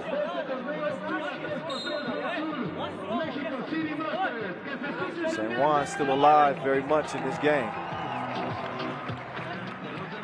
You'll need me to tell you. You've seen them play before. They will go out guns blazing. An emotional win over Jeddah. They get caught up in a screen right there. And this boy Miezes is absolutely going off. Fireworks here inside Mexico City.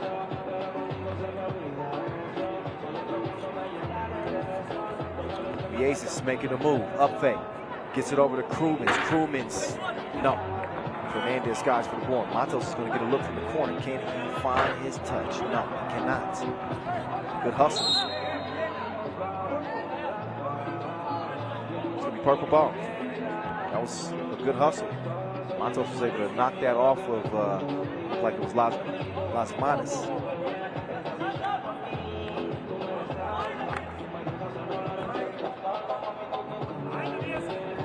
Oh, Matias.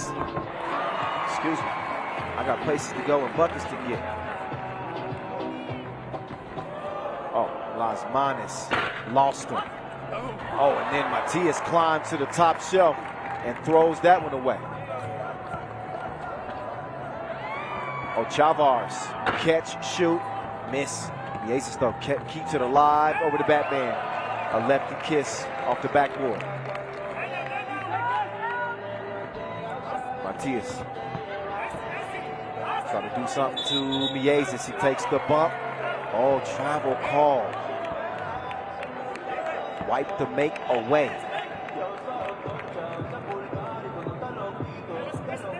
Yeah, you can see on the replay, he definitely shuffled his feet after he took the bump from Miezes. Credit Miezes. Say he has a wiry frame, but he's strong. Lasmanis, that's a good look. He got the touch, the Midas touch. He's money. 17-8, make that 17-9. Crewman's, open like a therapy session. 19-9. Pelacoco, it's a no-no. He's fouled though. 19-9. As Riga is punishing the Puerto Ricans. They've silenced this crowd. And they definitely have this San Juan team on their heels.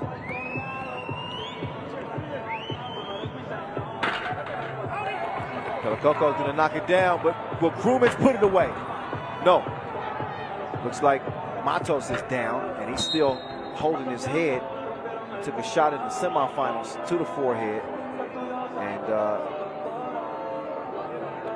just experiencing some pain right now. Slow to get up.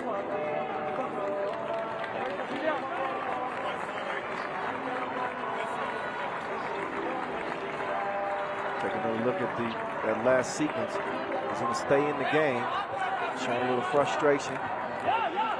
Hard not to.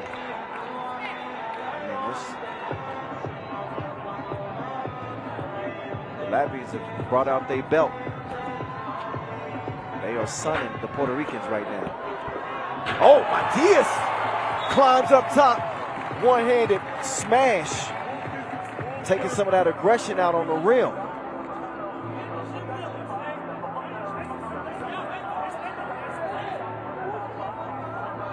Still an 8-point cushion for Riga. They pretty much got this game in the bag. Here's Las Manes trying to put it on ice. He's fouled by Matias. He's going to shoot 2 to put it away.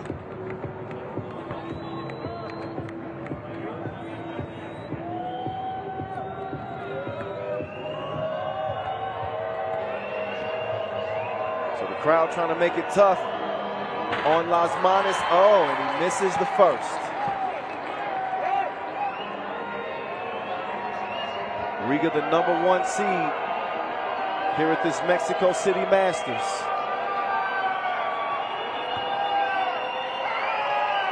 And they are 1 point away from being #1 when all the smoke clears.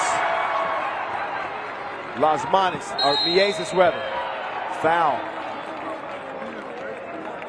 An offensive foul. 6th on Riga, but they do have point game.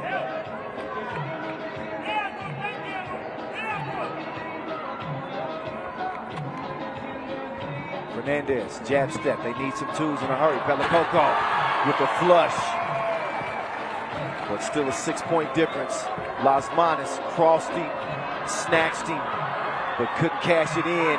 Chavez is a miss. Pelacoco clears it. Wild pass, but Matias comes down with a high arc on the 2. Pelacoco cleans up the mess. Mieses, he's been the hot hand throughout this game. Oh, unselfish play. And that puts it on ice. Mieses says, shh, hush, it's time to go to bed. Riga do it again. They go back to back like a Drake track. And that was the final bucket to put it away. Mieses, who had drawn so much attention throughout the game, given the way he had started, given the way he had played, he just sets the table up for Chavez. And that puts it away. They're going to win $40,000, back-to-back Masters wins 2 times in a row.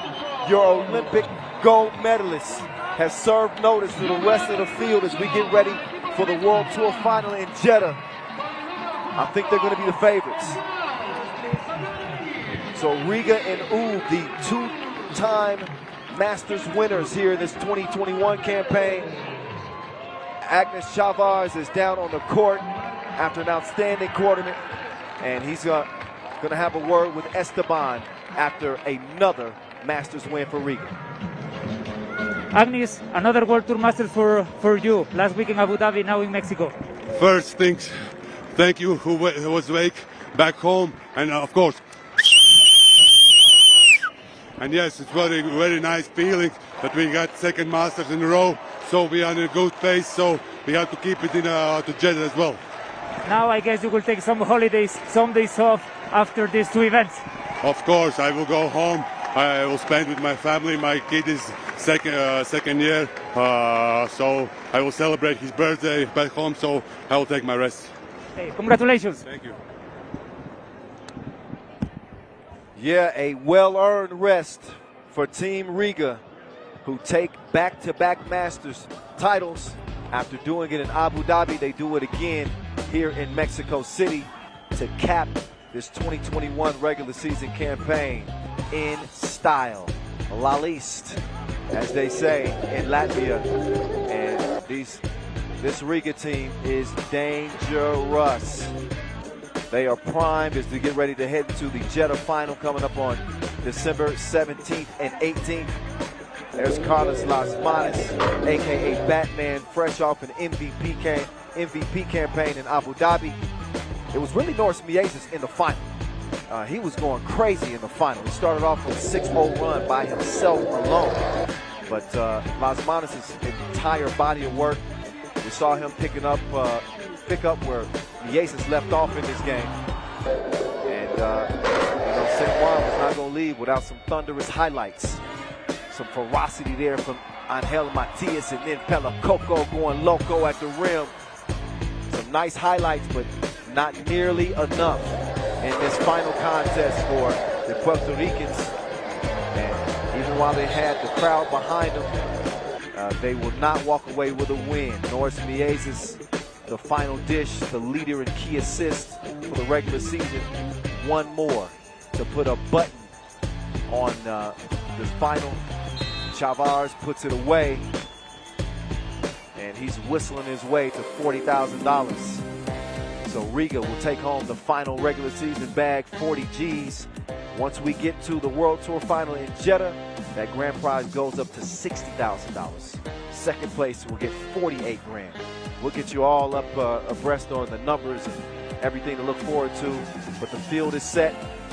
The 12 teams are solidified for the World Tour final. What we don't know is who's going to be MVP.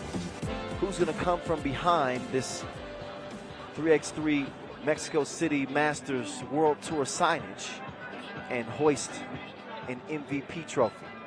Might it be Batman? He's dancing. He's got his cape on. It's not black. He's traded in his regular cape for a Latvian flag. And the dynamic duo was just that. They were dynamic en route to another Masters win. And let's see. Oh, yeah.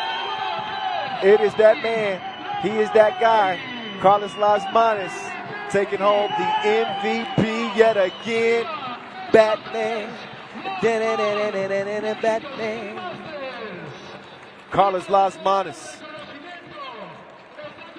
He's in quite a rhythm. Back-to-back Masters wins, back-to-back MVPs. You might be looking at the best baller in the game right now. Las Manos all smiles and some good memories here in Mexico City.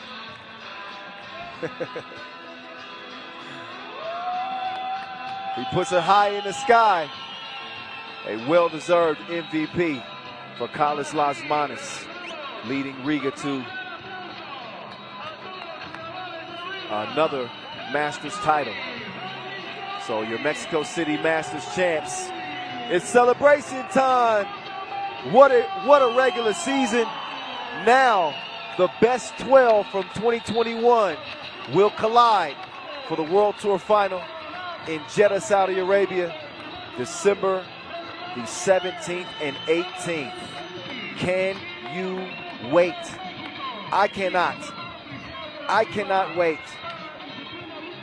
So one last look at the Latvians. The next stop was going to be the World Tour final. And a few more looks as the confetti begins to fall here inside Torreo de Parque. I would say this 7th edition of the Mexico City Masters was excelente. There we go. They handled all the smoke. Riga, congratulations one more again. Your 2021 Mexico City Masters champs.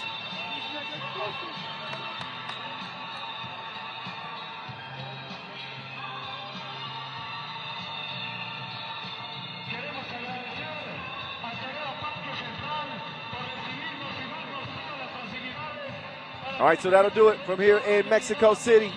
We appreciate everybody who watched. Thanks to our production staff. Shout out to our Twitch broadcast with Vince Chang, all of our officials, our table crew as well. All the hard work that went into not only this Masters, but the entire World Tour regular season. We've got one more order of business. But that's it for Mexico City. I'm the voice of 3x3, Kyle Montgomery, saying so long for Mexico. Adios. We will see you in December in Jeddah for the World Tour Final. Until then, peace out from Mexico.